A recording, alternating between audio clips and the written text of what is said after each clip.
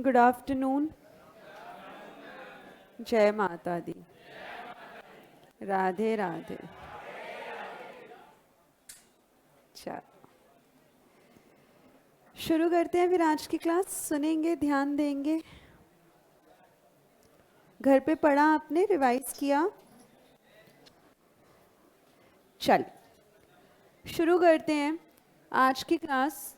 Revise करेंगे सबसे पहले जो कल की क्लास में हमने एक लास्ट टॉपिक आपके साथ डिस्कस किया था। और लास्ट टॉपिक हमारा कौन सा था? हमने इलास्टिसिटी। चलो पहले बातें करते हैं, ठीक है? मिल के बातें करते हैं। कुछ तुम कहो, कुछ हम कहें, कुछ तुम सुनाओ, कुछ हम सुनाते हैं।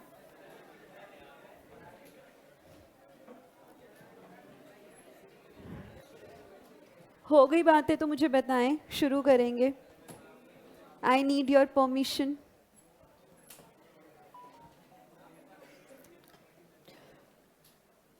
कल की क्लास में एक टॉपिक किया था हमने, इलास्टिसिटी को कैलकुलेट करने का एक नया तरीका देखा था, जिसका नाम क्या था? टोटल आउटले मेथड जो है हमने चेक किया था। मतलब क्या था इसमें कि अगर हम इलास्टिसिटी जो है वो चेक करना चाहते हैं कि किसी भी प्रोडक्ट की इलास्टिसिटी क्या है, तो एक तरीका होता है total expenditure, total outlay method को आप इस्तेमाल करके इलास्टिसिटी जो है वो कैलकुलेट कर सकते हैं। ये मेथड क्या कहता था कि अब जो आपको देखना है वो देखना है प्राइस और खर्चों का डायरेक्शन, यानी कि टोटल एक्सपेंडिचर। बात यहाँ पर ये आती थी कि टोटल एक्सपेंडिचर या टोटल आउटले ये निकाला कैसे जाता है। भैया जो मैंने प्राइस पर खरीदी, जितनी क्वांटिटी खरीदी, वही तो मेरी टोटल स्पेंडिंग्स हैं या वही तो मेरा टोटल खर्चा है। आप इधर शिफ्ट होना चाहते हो जाओ, अगर वहाँ कंफर्टेबल नहीं है तो। नहीं, कुछ पता नहीं है, भरोसा नहीं है। आप शिफ्ट हो जाओ, इस साइड आ जाओ। ये खाली है सीट, आपसे पूछ रही हूँ, खाली है? इधर आ जाएं आप।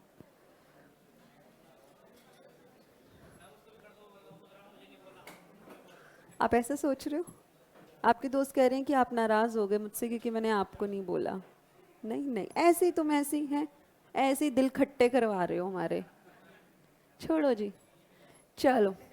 प्लीज प्लीज प्लीज प्लीज, मजाक उतना ही जितना हम अलाउ करें, उससे आगे नहीं।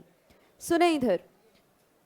तो प्राइस इनटू क्वांटिटी, यानी कि हमें मिलता है क्या? टोटल खर्चा, टोटल स्पेंडिंग। मतलब मैंने कितने यूनिट्स कितने प्राइस पर, किस प्राइस पर परचेज किए, उससे मुझे मिलता है मेरा टोटल खर्चा, टोटल एक्सपेंडिचर या टोटल स्पेंडिंग भी हम इसको बोलते हैं, टोटल आउटले भी बोलते हैं। अब अगर दोस्त मेरा प्राइस प्राइस चाहे इंक्रीज हो चाहे डिक्रीज हो, टोटल खर्चे पे कोई चेंज नहीं आता, उस केस में इलास्टिसिटी कैसी होती है? यूनिट इलास्टिक, वन वैल्यू होती है। कैसी होती है, क्यों होती है? कल की क्लास में मैंने आपको पूरा जो है न्यूमेरिकली आपको फिगर्स के साथ समझाया था। मतलब टोटल खर्चा अगर नहीं बदलता है, चाहे प्राइस में कैसा भी चेंज आए, तब हम बोलते हैं इलास्टिसिटी यूनिट इलास्टिक होती है। अगर मेरा प्राइस बढ़ा और मेरा टोटल खर्चा कम हुआ, मेरा प्राइस कम हुआ, टोटल खर्चा बढ़ गया, मतलब चेंज कैसा है? ऑपोजिट डायरेक्शन का चेंज है। तो मेरे लाल मुझे बताएंगे ऑपोजिट डायरेक्शन में इलास्टिक या इन इलास्टिक? इलास्टिक होगी। क्या ये परफेक्टली इलास्टिक होगी? रिलेटिव इलास्टिक होगी। और अगर रिलेटिव इलास्टिक है तो क्या ईडी की वैल्यू ग्रेटर देन 1 होगी?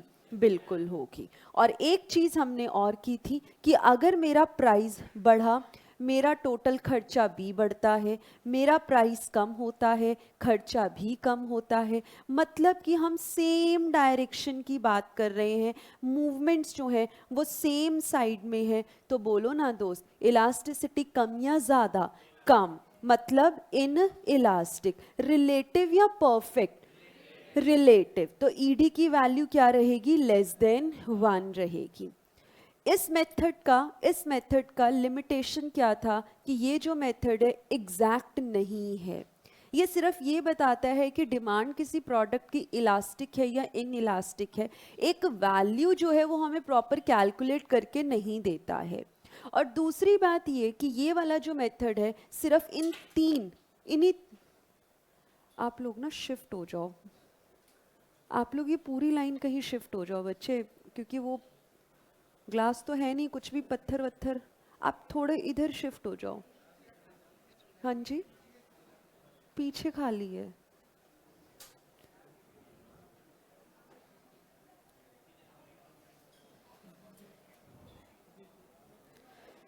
तो फिर यहाँ पर ये वाला जो मेथड होता है ना, ये जो मेथड होता है, ये मेथड हमारा सिर्फ 3 प्रकार की इलास्टिसिटीज बताता है, यूनिट, रिलेटिव इलास्टिक या रिलेटिवली इन इलास्टिक। ये परफेक्ट इलास्टिक या परफेक्टली इन इलास्टिक में चीज़ों को क्लासिफाई नहीं करता है। यहाँ पे जो हम डायरेक्शन देखते हैं ना, वो प्राइस और क्वांटिटी का नहीं देखते हैं, प्राइस और खर्चों का देखते हैं। जैसा नाम वैसा जो है हमें उसके साथ काम करना है। टोटल एक्सपेंडिचर मेथड, तो टोटल एक्सपेंडिचर ही देखेंगे, व उसी की जो है डायरेक्शन हम चेक करेंगे with respect to changes in price. Ma'am price क्यों ले रहे हैं? अरे क्योंकि प्राइस इलास्टिसिटी चेक कर रहे हैं। तो प्राइस कम हो रहा है, ज़्यादा हो रहा है, उसका असर खर्चों पर क्या होता है, उस चीज़ को अगर हमें कैलकुलेट करना है तो मैं अपना टोटल आउटले या टोटल एक्सपेंडिचर वाले मेथड का इस्तेमाल कर सकती हूँ। इतनी बात क्लियर है? आइएगा इसके क्वेश्चंस की प्रैक्टिस करते हैं। इसके कुछ क्वेश्चंस की प्रैक्टिस करते हैं, देखते हैं हम एग्जाम में सवाल किस प्रकार से इस टॉपिक से हमसे पूछे जा सकते हैं। करेंगे हम क्वेश्चन नंबर 10। और अब प्लीज घर में धीरे धीरे आप अपने एग्जाम वाले क्वेश्चंस, एडिशनल क्वेश्चंस जितने कर सकते हैं स्टार्ट डूइंग। हमारे डिमांड चैप्टर में आपकी बुक में ही आई काउंटेड 175 क्वेश्चंस हैं, सिर्फ और सिर्फ आपके इसी चैप्टर के, जो मैंने बुक में ही डाल रखे हैं, जो आप बुक आपके हाथ में है। 175 क्वेश्चंस इन टोटल। और जो एक्सरसाइज के चैप्टर के बीच में हम इलास्टिसिटी के 5 क्वेश्चन कर चुके हैं, क्रॉस इलास्टिसिटी के करेंगे, इनकम के करेंगे, उसको तो मैंने गिना ही नहीं है। So you have enough questions जिसको आप प्रैक्टिस कर सकते हो। अपार्ट फ्रॉम दीज क्वेश्चंस जब आप टेस्ट देंगे तो कुछ नए सवाल आपको हर बार हर टेस्ट में मिलेंगे। तो प्लीज़ आप प्रैक्टिस करें। करना क्या है, कैसे करना है, कौन से क्वेश्चंस करना है, वो हमारा जो है मसला है। ठीक है जी, चलें। हाँ जी, 10th क्वेश्चन आप करेंगे, कीजिएगा। क्वेश्चन नंबर 10 देखेंगे। If the demand for a good is in elastic, an increase in its price will cause the total expenditure of the consumer of the good to। अभी देखो, सबसे पहले पंगा ये आता है कि मैम पहचाने कैसे कि हमें कौन सा मेथड इस्तेमाल करना है इलास्टिसिटी निकालने के लिए। तो दोस्त यहाँ पर तो देखो, आपको कह रहा है ना टोटल एक्सपेंडिचर, ये अक्षर खुद ही बता रहा है कि खर्चे वाला मेथड इस्तेमाल करना है।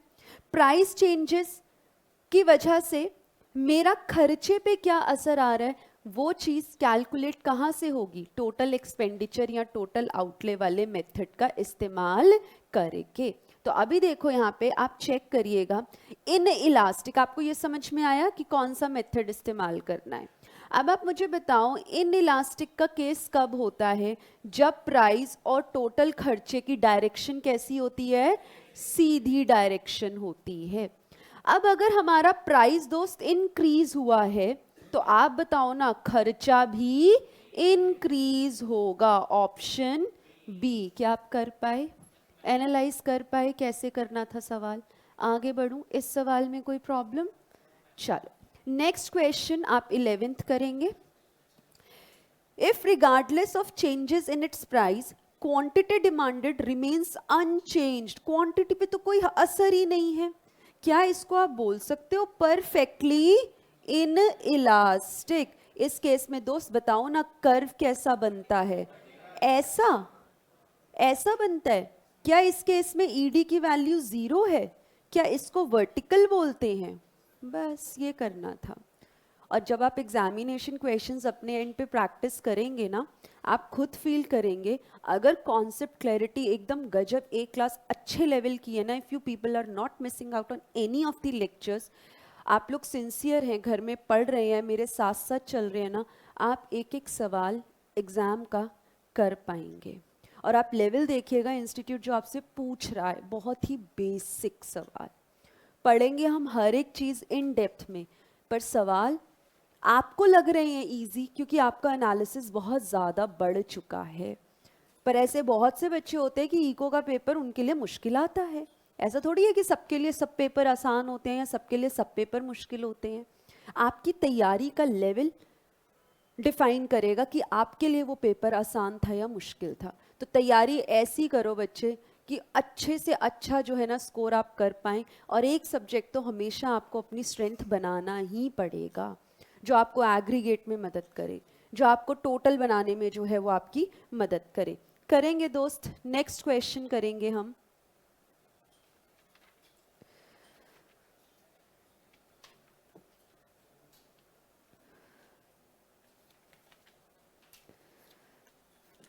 Fifty six.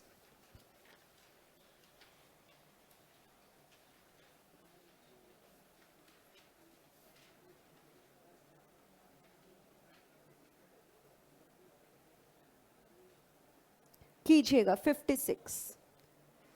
No matter what the price of coffee is, price कम हो ज़्यादा हो जैसा भी हो, अर्जुन ना हमेशा 100 रुपये पर वीक ही कॉफ़ी पे खर्चा करेगा।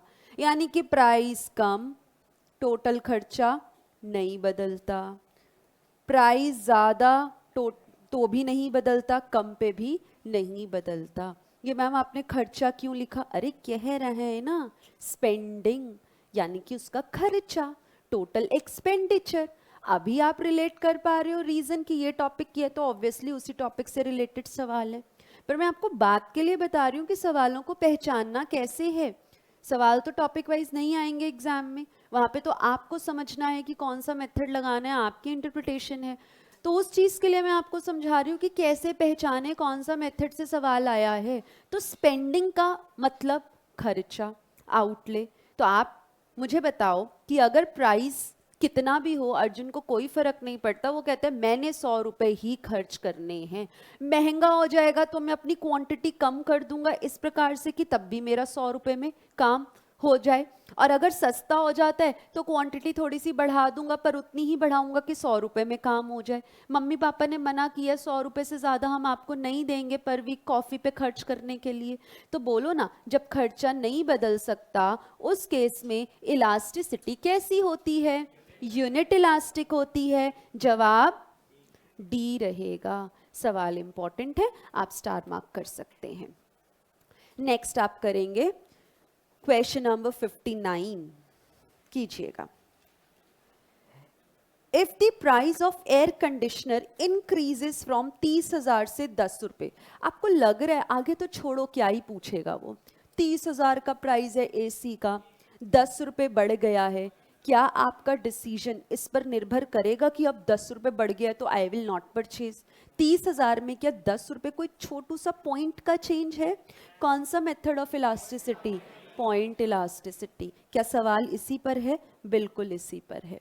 कह रहे हैं अगर प्राइस आपका 30,000 से 30,000 10 रुपये हो गया है, क्या रिजल्टेंट चेंज इन डिमांड बहुत ही नेग्लिजिबल सा होगा, ना के बराबर, शायद होगा ही नहीं। 10 रुपये पर कौन ही ध्यान देगा जो 30,000 की चीज खरीद रहा होगा। उस केस में हम कौन सा मेथड इस्तेमाल करेंगे? Point elasticity. 60 क्वेश्चन करेंगे। Given the following 4 possibilities, which one will result in an increase in total expenditure of the consumer? अच्छा चलो फिर से टोटल एक्सपेंडिचर की बात कर रहे हैं ना, ठीक है। और हमें टोटल एक्सपेंडिचर को इंक्रीज करवाना है, मतलब चेंज तो करवाना है ना, तो यूनिट इलास्टिक वाला केस तो नहीं हो सकता ना, नहीं हो सकता। अब आप मुझे बताओ, अगर अगर मेरी डिमांड यूनिट इलास्टिक है, क्या खर्चा चेंज होता है? नहीं होता, हमको इंक्रीज करवाना है, तो ये ऑप्शन काम का नहीं है। आगे देखो, कह रहे हैं डिमांड अगर इलास्टिक है। अच्छा बताना, इलास्टिक का मतलब प्राइस और टोटल खर्चे का रिश्ता डायरेक्शन उल्टी।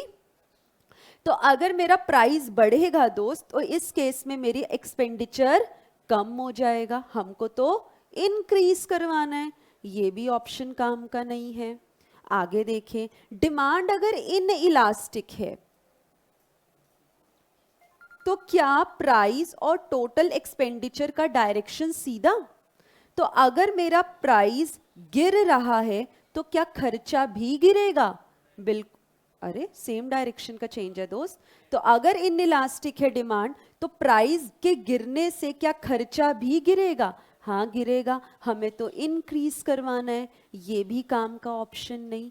आगे देखिए, डिमांड है इन इलास्टिक, ठीक है, और प्राइस बढ़ रहा है, क्या खर्चा भी बढ़ेगा? बिल्कुल बढ़ेगा, ऑप्शन डी। क्या आप कर पा रहे हो? आपको समझ आ रहा है हम कैसे कर रहे हैं सवाल? ठीक है जी, चलो बस इस टॉपिक से यही क्वेश्चन थे। आप प्लीज ध्यान, यहाँ पे एक नया टॉपिक आपके साथ डिस्कस कर रही हूं।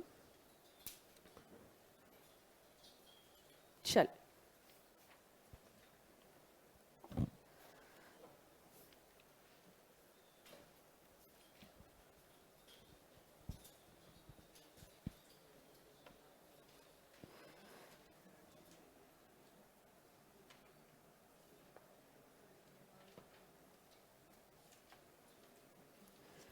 इसी का नेक्स्ट टॉपिक, अभी हमने टोटल एक्सपेंडिचर वाला टॉपिक किया ना, ये एक न्यूली एडेड टॉपिक है, ठीक है, कुछ अटेम्प्ट पहले ही जो है ये ऐड हुआ है टॉपिक, तो ये हमें करना है। देखेंगे, ध्यान देंगे, सुनेंगे, प्लीज ध्यान। यहाँ पे ये नहीं किया होगा आपने पहले, आप धीरे धीरे रियलाइज करेंगे कि नाम सेम है, टॉपिक्स बहुत डिफरेंट हैं, बहुत डिफरेंट है। चले सुनेंगे, देखेंगे।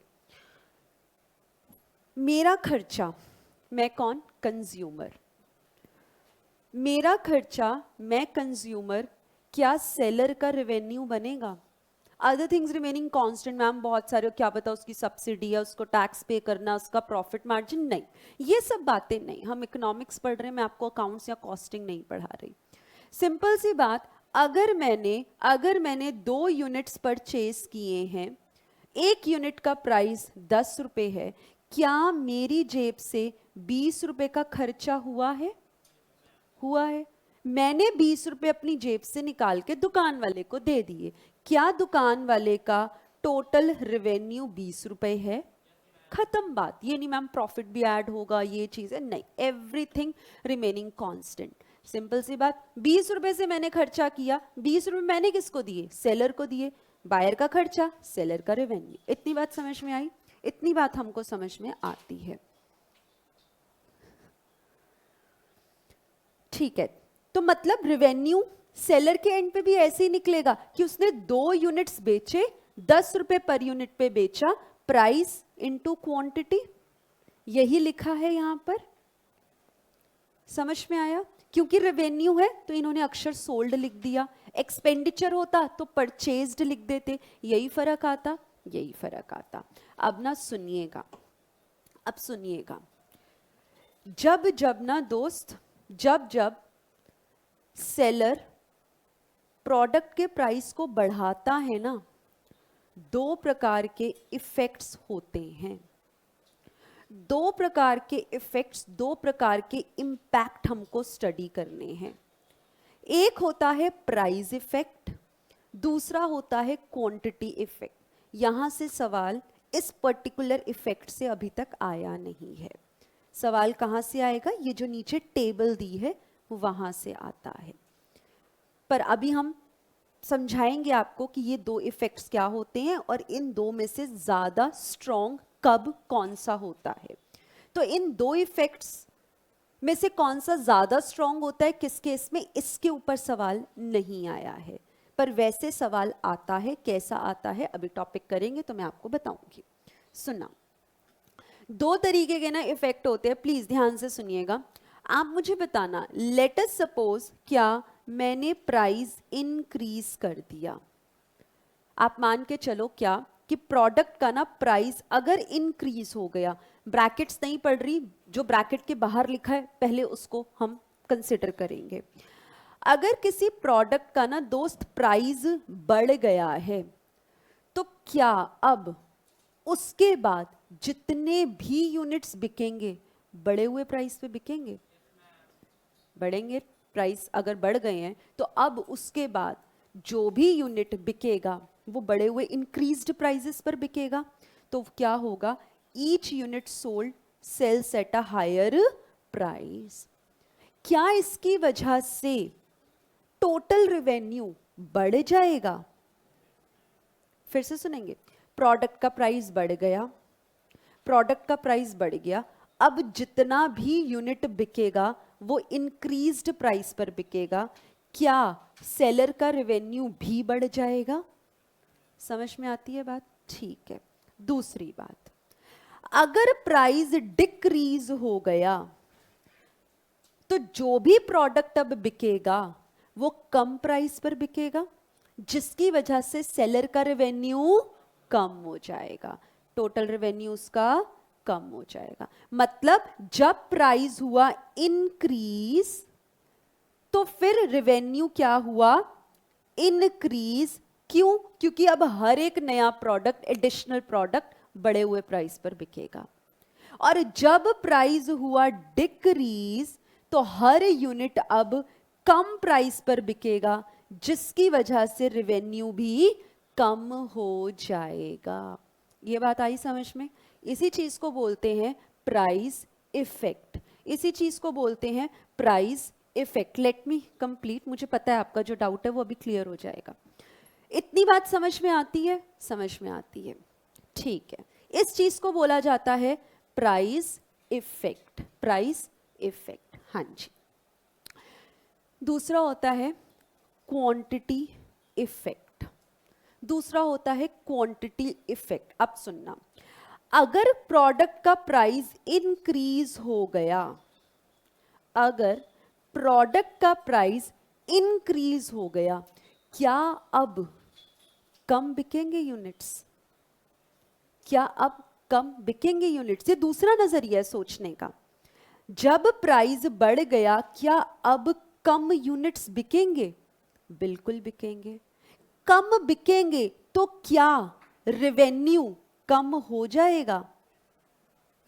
हो जाएगा। सोचने का नजरिया है। पहले वाले में ज्यादा प्राइस किया, अब जो भी बिकेगा ज्यादा प्राइस पे बिकेगा तो रेवेन्यू बढ़ेगा।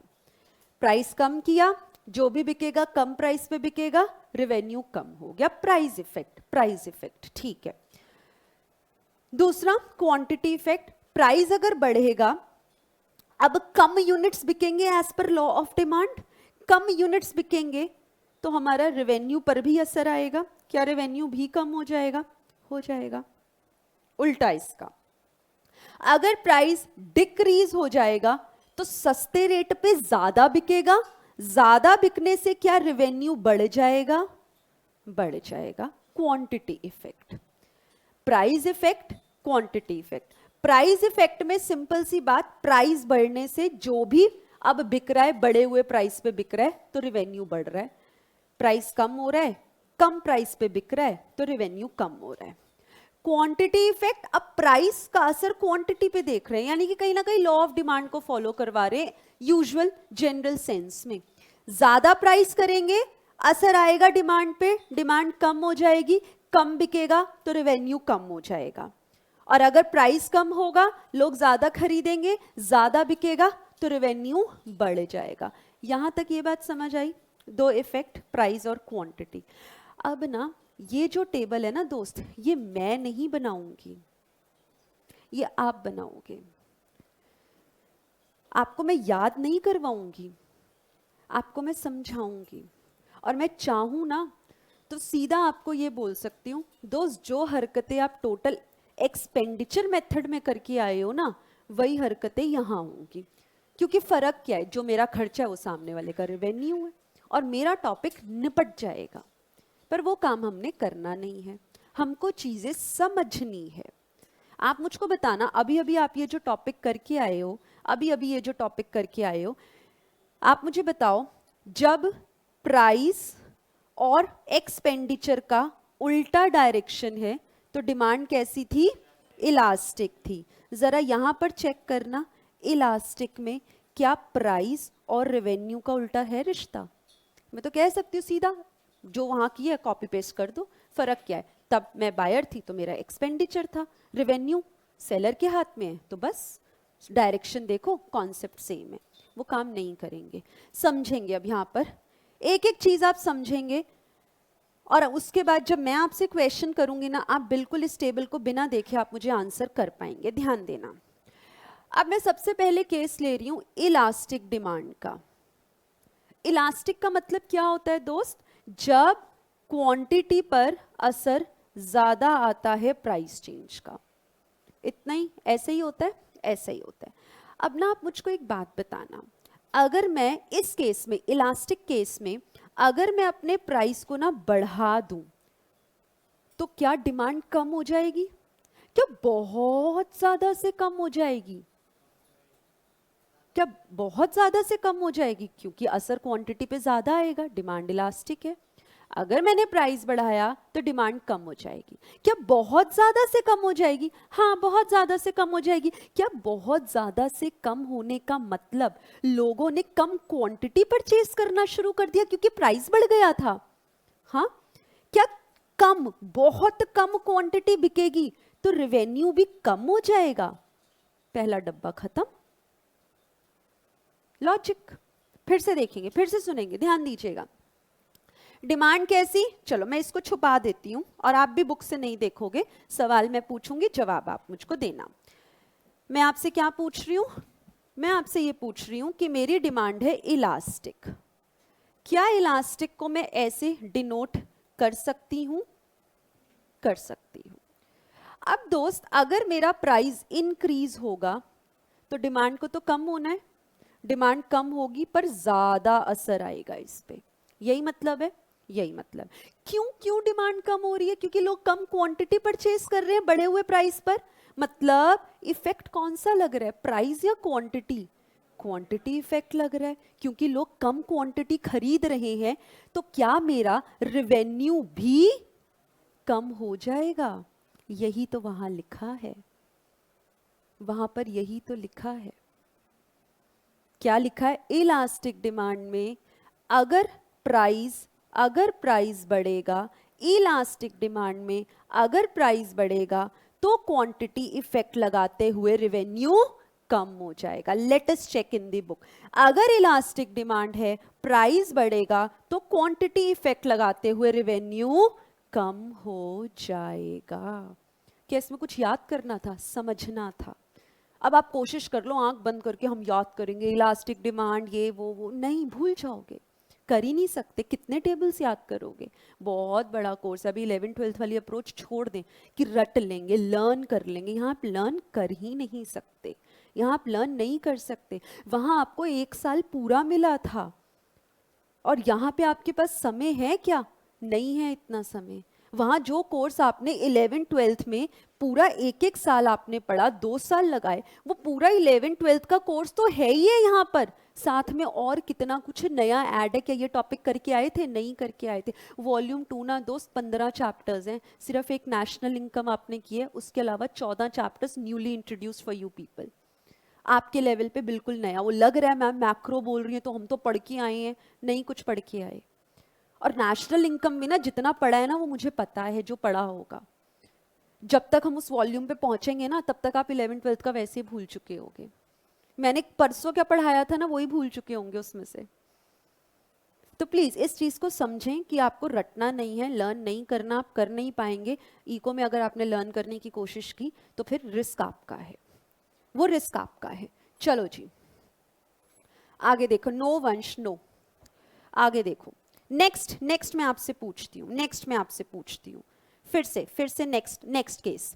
मेरी डिमांड इलास्टिक, क्या मैं इसको ऐसे लिख सकती हूं? लिख सकती हूं। अभी पहले केस में मैंने प्राइस को इंक्रीज करवाया था, अब मैं प्राइस को डिक्रीज करवा रही हूं। क्या प्राइस कम होने से लोग ज्यादा खरीदेंगे? क्योंकि डिमांड इलास्टिक है तो बहुत ज्यादा फर्क आएगा, बहुत ज्यादा फर्क आ गया। ये एरो जो है ना ये बहुत आपको हेल्पफुल है बात के लिए। क्या बहुत ज्यादा डिमांड बढ़ जाएगी? हाँ बढ़ जाएगी, यानी कि लोग बहुत ज्यादा क्वांटिटी परचेज करेंगे। मतलब कौन सा इफेक्ट लगा रहे हो? क्वांटिटी इफेक्ट लगा रहे हो। क्या बहुत ज्यादा परचेज होने से सेलर का रेवेन्यू बढ़ जाएगा? Now let us check. Elastic demand में प्राइस कम होगा तो क्वांटिटी इफेक्ट लगाते हुए रेवेन्यू बढ़ जाएगा। इलास्टिक डिमांड में प्राइस जब कम होगा तो क्वांटिटी इफेक्ट लगाते हुए रेवेन्यू बढ़ जाएगा। खत्म बात। अभी इसका क्रक्स, अरे बिल्कुल वैसे ही ऊपर जैसा हम टोटल एक्सपेंडिचर में करके आए थे। क्या करके आए थे? अगर प्राइस और टोटल एक्सपेंडिचर का रिश्ता उल्टा, ऑपोजिट डायरेक्शन, तो इलास्टिक या इनइलास्टिक? इलास्टिक। आज क्या फर्क है? एक्सपेंडिचर नहीं है यहाँ पे, यहाँ पर रेवेन्यू है। समझाने का काम हमारा है, रटवाने का काम है नहीं, इसलिए मैंने आपको समझाया। और ऐसा कब होगा? मतलब जब इलास्टिक डिमांड होगी तो कौन सा इफेक्ट ज्यादा डोमिनेट, सुपीरियर है? क्वांटिटी इफेक्ट, क्योंकि कम प्राइस होने से लोग बहुत ज्यादा खरीदना शुरू कर देंगे और ज्यादा प्राइस होने की वजह से लोग बहुत कम खरीदना शुरू कर देंगे। तो क्वांटिटी पर वेरिएशन चेंज आ रहा है। क्या बोलो दोस्त?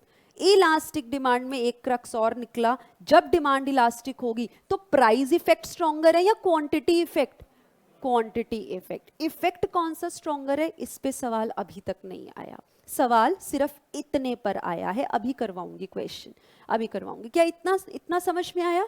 अब मैं इन इलास्टिक का केस उठाती हूँ, देखना इसका भी जवाब आप ही मुझे दोगे, मुझे तो जवाब आपसे निकलवाने हैं। चलिए ध्यान दीजिएगा। अब मैंने क्या बोला? मैंने बोला इन इलास्टिक डिमांड है, ठीक है। इन इलास्टिक के केस में क्या आप मेरी बात से सहमत हो? जो भी प्राइस में चेंज आएगा उसका असर डिमांड पे ज्यादा नहीं आएगा, आएगा पर ज्यादा नहीं आएगा। यानी कि क्या ये बात सही है? ठीक है, तो पहला केस है आपकी बुक का प्राइस इंक्रीज। चलो आप मुझे बताओ, अगर प्राइस बढ़ेगा, अगर प्राइस बढ़ेगा, क्या लोग, अब वही लोग खरीदेंगे जिनको जरूरत ज्यादा होगी? क्योंकि अगर बढ़े हुए प्राइस पे भी कुछ बिक रहा है तो या तो वो नेसेसिटी आइटम है, बहुत ज्यादा जरूरी है ना, दवाइयां होंगी मेरी, बहुत ज्यादा जरूरी आइटम होगी, या फिर वो लोग जो अफोर्ड कर पा रहे होंगे, वही तो होगा ना। ठीक है, ठीक है। इसका मतलब क्या हुआ? अगर मेरा प्राइस बढ़ेगा, अगर मेरा प्राइस बढ़ेगा तो आप मुझको बताओ, क्या अब जो क्वांटिटी बिकेगी, क्योंकि डिमांड इनइलास्टिक है तो कुछ तो क्वांटिटी बिकेगी ना, कुछ तो क्वांटिटी मेरी बिकेगी, क्या क्वांटिटी बिकने से मेरा रेवेन्यू कुछ इंक्रीज होगा? क्योंकि लोग तो खरीद ही रहे हैं ना, पर अब जो भी बिक रहा है वो बढ़े हुए प्राइस पे बिक रहा है, क्या उसकी वजह से रेवेन्यू बढ़ जाएगा? क्या लोगों ने कम क्वांटिटी परचेज करना शुरू किया? ऐसा नहीं, बल्कि सोचने का नजरिया है, लोगों ने अब सिर्फ वो लोग परचेज कर रहे हैं जिनके लिए वो प्रोडक्ट नेसेसिटी होगा। तो कुछ तो बिकेगा ना मार्केट में, कुछ तो बिकेगा। तो जो लोग खरीद रहे हैं क्या उनके ऊपर क्वांटिटी इफेक्ट लग रहा होगा? नहीं लग रहा। वो तो बढ़े हुए प्राइस में भी कुछ अमाउंट परचेज कर रहे हैं, कुछ क्वांटिटी परचेज कर रहे हैं। समझ में आ रही है बात आपको? फिर से एक बार सुनेंगे। अगर डिमांड है इन इलास्टिक और मेरा प्राइस बढ़ जाता है तो बढ़े हुए प्राइस में भी, क्योंकि रेवेन्यू तो देखो कुछ तो सेलर के हाथ में जाएगा, तो अब जो भी लोग परचेज करेंगे उनके लिए वो जरूरी आइटम होगी। मतलब जो भी लोग परचेज कर रहे हैं उनके ऊपर बढ़े हुए प्राइस की जो चपेट है वो ज्यादा नहीं लग रही, क्योंकि उनको तो चाहिए ही चाहिए। अब अगर चाहिए ही चाहिए तो जो भी बिकेगा क्या वो बढ़े हुए प्राइसेस पे बिकेगा? हाँ बिल्कुल बिकेगा। क्या उसकी वजह से रेवेन्यू मेरा बढ़ जाएगा? हाँ बिल्कुल बढ़ जाएगा। आप बताओ ना, आपने कौन सा इम्पैक्ट लगवाया? क्वांटिटी लगवाया या प्राइस लगवाया? प्राइस लगवाया। क्वांटिटी तो तब लगता ना जब बढ़े हुए प्राइस पे बहुत सारे लोग छोड़ के चले जाते।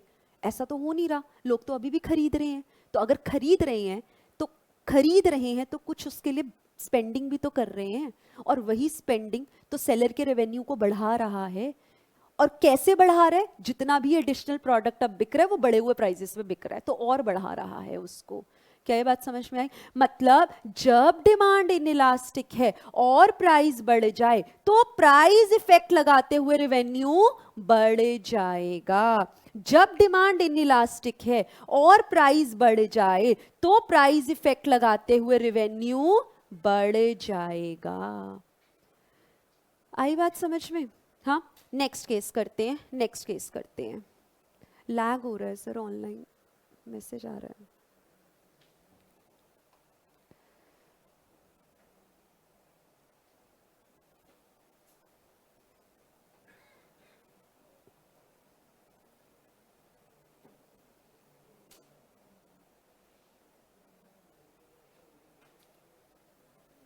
चलें, इधर ध्यान दे।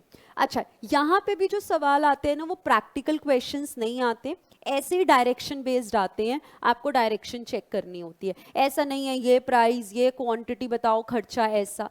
तो अगर ऐसा आ भी जाए तो आपको क्या करना है, मल्टीप्लाई करके खर्चा और रेवेन्यू तो निकाल सकते हो, बस फिर से उसका direction with respect to price check कर लेना और जवाब दे देना। मतलब यहाँ पे आपसे कोई भी एक एब्सोल्यूट वैल्यू में आपसे कैलकुलेशंस नहीं करवाएंगे कि ईडी की वैल्यू तो 2.5 आ रही है, 3 आ रही है, नहीं।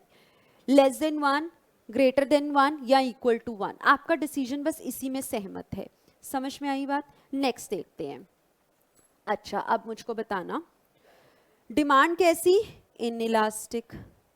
इनइलास्टिक मतलब क्वांटिटी का असर, क्वांटिटी पर असर कम है प्राइस का, ठीक है। और नेक्स्ट केस है मुझे प्राइस को अब कम करना है।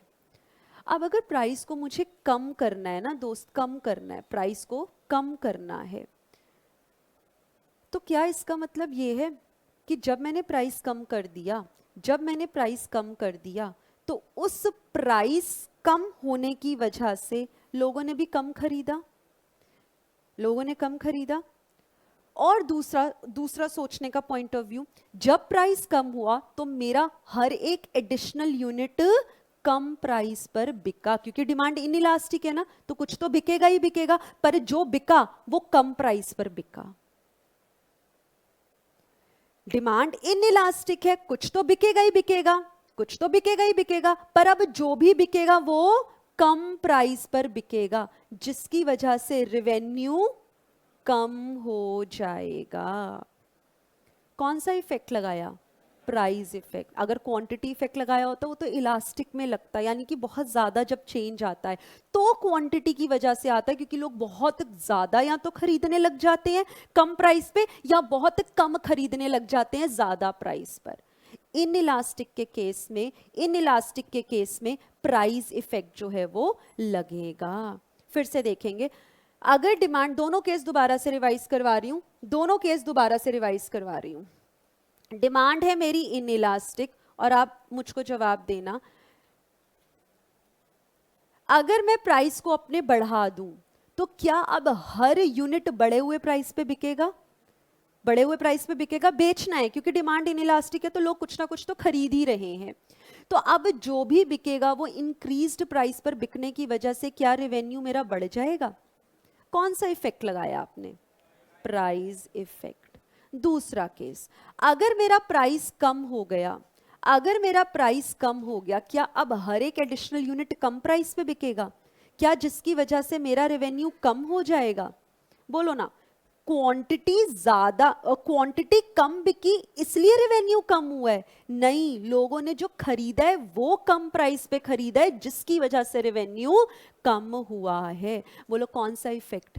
Price effect. आप जरा चेक करो, क्या यही दोनों बातें हैं?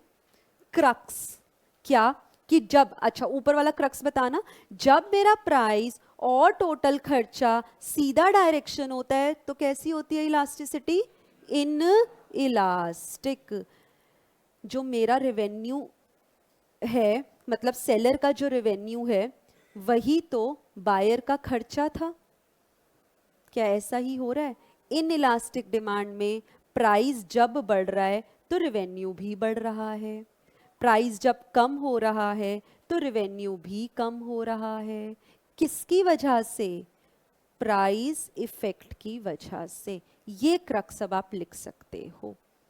ये क्रक्स आप लिख सकते हो, which is as good as exactly same किसके, जो ऊपर वाला कॉन्सेप्ट आप करके आए हो। बस यहाँ पे एक नई बात ऐड हो जाती है कि जो भी रेवेन्यू पे चेंज आ रहा है उस समय पर इफेक्ट कौन सा स्ट्रोंगर है, और इफेक्ट कौन सा स्ट्रोंगर है इसके ऊपर सवाल नहीं आया है अभी तक।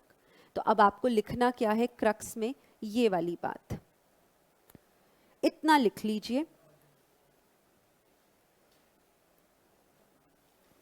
यहां पर क्वांटिटी इफेक्ट स्ट्रोंगर है, यहां पर quantity effect is stronger than price effect, यहाँ price effect is stronger than quantity effect. अभी बीच वाला जो बॉक्स है वो करते हैं, इतना आप लिख लो। लिखा? आगे बताओ, जल्दी से बताओ ना। प्राइस बढ़े, प्राइस कम हो, मेरा टोटल खर्चा कोई चेंज नहीं दिखाता, इलास्टिसिटी कैसी, यूनिट इलास्टिक। अगर मेरा खर्चा नहीं बदल रहा तो सेलर का रेवेन्यू भी तो नहीं बदल रहा। अगर मैं पहले 100 रुपए खर्चा कर रही थी तो पहले भी रेवेन्यू 100 रुपए ही था सेलर का, आज भी 100 रुपए खर्चा कर रही हूं तो रेवेन्यू सेलर का आज भी 100 रुपए है, प्राइस कुछ भी हो। अब अगर रेवेन्यू मेरा चेंज नहीं हो रहा है तो कैसी मेरी elasticity, unit elastic. Unit elastic के केस में प्राइस बढ़े, प्राइस कम हो, रेवेन्यू चेंज नहीं होगा, तो कैसी इलास्टिसिटी, यूनिट इलास्टिक। अच्छा आप बताओ इस वाले केस में कौन सा इफेक्ट स्ट्रॉन्गर हो सकता है? कोई भी नहीं, दोनों बराबर हैं। एक दूसरे ने एक दूसरे को काट दिया, नलीफाई हो गए, दोनों ही इफेक्ट बराबर हैं, दोनों ही इफेक्ट बराबर हैं। आई बात समझ में? श्योर? एक बार रिवाइज करते हैं, एक बार इस कॉन्सेप्ट को जो है ना हम रिवाइज करते हैं, ध्यान दीजिएगा। सुनेंगे और फिर इसके कुछ क्वेश्चंस हैं वो प्रैक्टिस करेंगे। तो अब हर क्लास ना पहले से देखो लेवल हमें अब करना है, बेसिक्स खत्म होते जा रहे हैं, चीज़ों को आगे हमें बढ़ाना है, तो साथ में चलें, घर में रिवाइज करें तभी बात बनेगी। सुने, मेरी डिमांड है इलास्टिक, मेरी डिमांड इलास्टिक, क्या ईडी की वैल्यू ग्रेटर देन 1 आएगी? क्या इसको मैं ऐसे डिनोट करवा सकती हूँ? अब अगर मेरा प्राइस इंक्रीज हो जाता है, मेरा प्राइस इंक्रीज हो जाता है, क्या क्वांटिटी कम कर देंगे लोग परचेज करना? क्या उसकी वजह से रेवेन्यू मेरा कम हो जाएगा? क्यों? क्योंकि लोगों ने क्वांटिटी कम परचेज की है। दूसरा केस, अगर मेरा प्राइस कम हो जाए, क्या लोग ज्यादा परचेज करना शुरू कर देंगे? क्या अब सेलर ज्यादा कमाई करेगा पहले से? क्यों? क्योंकि लोगों ने ज्यादा क्वांटिटी बाय की है। समझ में आया? ठीक है। नेक्स्ट, डिमांड है मेरी इन इलास्टिक, क्या इसका मतलब ईडी की वैल्यू लेस देन 1? क्या इसका मतलब यही है? आप बताओ, अगर मेरा प्राइस बढ़ता है तो क्या अब बढ़ा हुए प्राइस पर जो भी यूनिट्स बिकेंगे उसकी वजह से मेरा टीआर बढ़ जाएगा? क्या प्राइस इफेक्ट लगाया है मैंने या क्वांटिटी इफेक्ट? Price effect. ये मेरा रेवेन्यू इसलिए थोड़ी ना इंक्रीज हुआ है क्योंकि लोगों ने ज्यादा खरीदा है ना, ना, ये किस लिए इंक्रीज हुआ है? क्योंकि अब जो भी बिका है वो बढ़े हुए प्राइस पे बिका है। आप दोनों में डिफरेंशिएट कर पा रहे हो?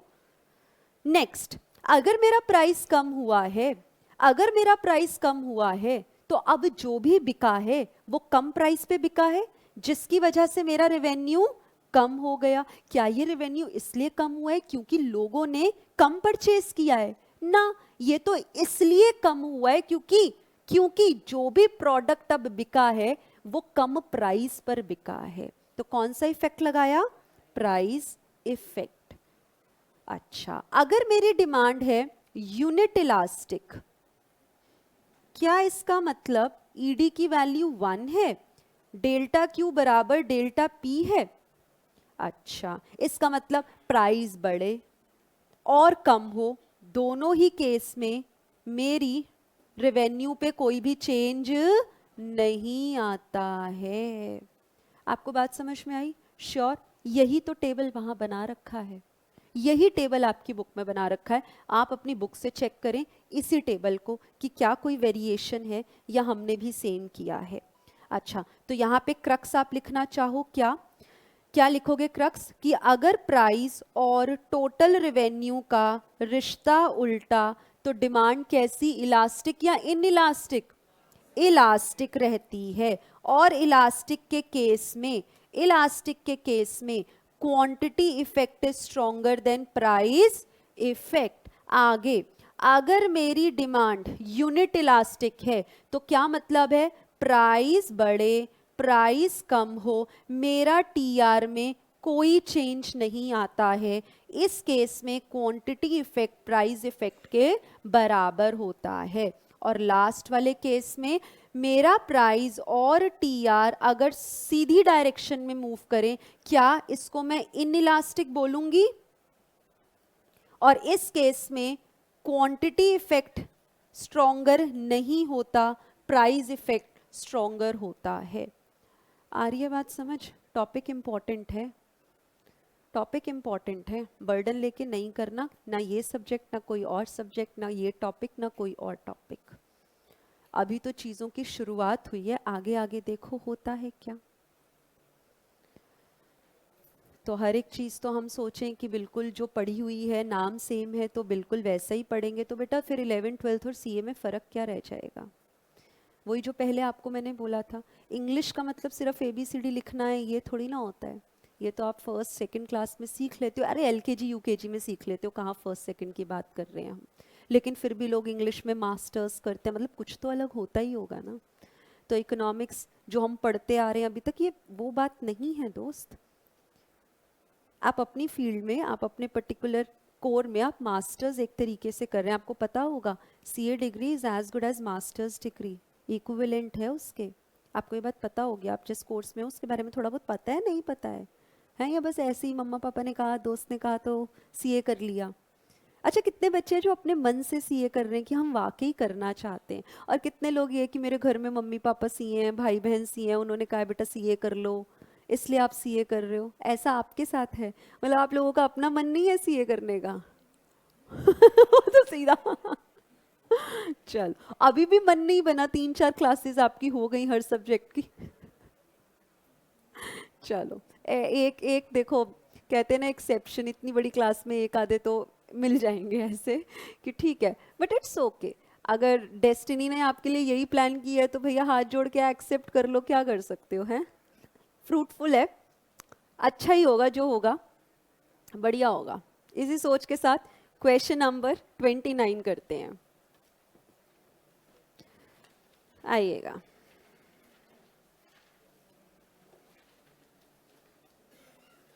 हाँ जी, क्वेश्चन नंबर 29 करेंगे।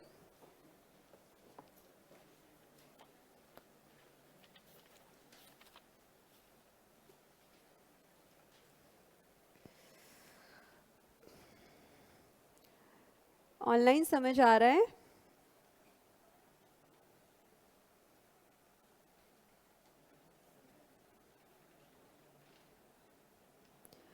A decrease in price will result in an increase in total revenue। अच्छा बताओ, प्राइस क्या है? कम। रेवेन्यू को क्या करना है?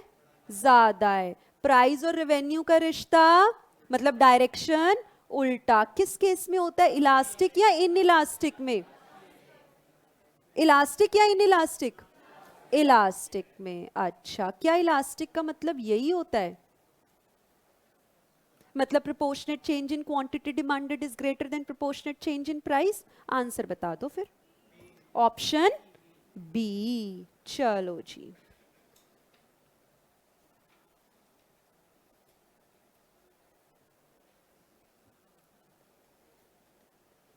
नेक्स्ट आप करेंगे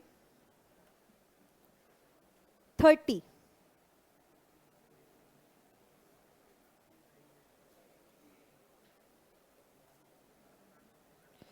An increase in price will result in an increase in total revenue। अच्छा, price increase, revenue increase, direction सीधा या उल्टा? कौन सा केस? इनइलास्टिक। क्या इनइलास्टिक का मतलब यही होता है? यानी कि proportionate change in quantity demanded is less than proportionate change in price, जवाब दो ना फिर। 30th का ए। चले नेक्स्ट करते हैं। नेक्स्ट आप करेंगे 57। लेट मी चेक, वही है, आप भी देखो 57। हाँ जी 57 करके बताएंगे। सवाल को इंपॉर्टेंट मार्क करेंगे। You take your own time, I am giving you 2 minutes 3 minutes. आप ये सवाल करो, बातें करने के लिए नहीं। अरे आप ही का कोई क्लास का ही मित्र आया होगा, गेट खुलता है बंद होता है, आपकी नज़रें क्यों वहाँ जाती हैं बताओ। ना करो ऐसा प्लीज़। इधर देखें, 57th करें।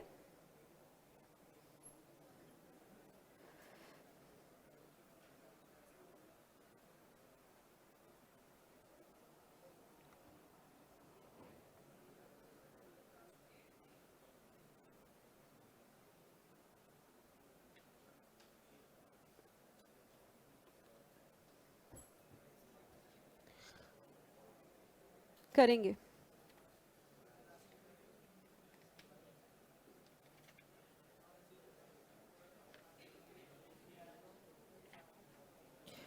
देखिएगा, बस बस आंसर मिला आपको, पीछे से तो नहीं देखा? ठीक है, कितने बच्चे ए के साथ हो? Very good. चलो, a firm learns that the own price elasticity of a product it manufactures is 3.5। अच्छा एक बात बताओ, ये जो इलास्टिसिटी है ग्रेटर देन 1 है या लेस देन 1 है? ग्रेटर देन 1 है, तो इलास्टिक हुई या इन इलास्टिक हुई? बस अगर ये पहचान गए अब तो सवाल में जान ही नहीं है, यही करना था। अगर ये चीज आप पहचान गए तो अब तो सवाल में कुछ बचा ही नहीं। देखिएगा, what would be the correct action for this firm to take if it wishes to raise TR. आप बताओ, अगर मेरी डिमांड इलास्टिक होती है तो मेरा प्राइस और रेवेन्यू का रिश्ता सीधा या उल्टा? ऑपोजिट डायरेक्शन होता है। अब अगर सवाल कह रहा है कि वो रेवेन्यू को बढ़ाना चाहता है तो उसको प्राइस को कम करना पड़ेगा। आंसर दे दो, ऑप्शन ए। सवाल इंपॉर्टेंट आया समझ में? कैसे हमने शुरू किया? 3.5, क्योंकि वैल्यू इज ग्रेटर देन 1 तो इलास्टिक डिमांड है। इलास्टिक डिमांड के केस में प्राइस और रेवेन्यू का डायरेक्शन ऑपोजिट होता है। अब सवाल कह रहा है रेवेन्यू बढ़ाना है तो प्राइस को ऑपोजिट डायरेक्शन उसको कम करना पड़ेगा। अच्छा चलो नेक्स्ट आप मुझे करके बताओगे 66। हाँ जी, question number 66।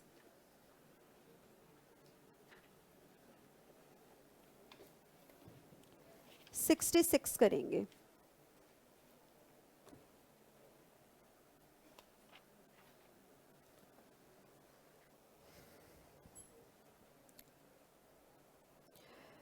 If the organizers of an upcoming ticket match decide to increase the ticket price, price को क्या करना है? बढ़ाना है। In order to raise the revenue, और रेवेन्यू को भी क्या करना है? बढ़ाना है। आप बताओ ना, प्राइस और रेवेन्यू सेम डायरेक्शन, इलास्टिक या इन इलास्टिक? In elastic. अच्छा आप कह रहे हो, मैं नहीं कह रही। क्या इन इलास्टिक का मतलब यही होता है?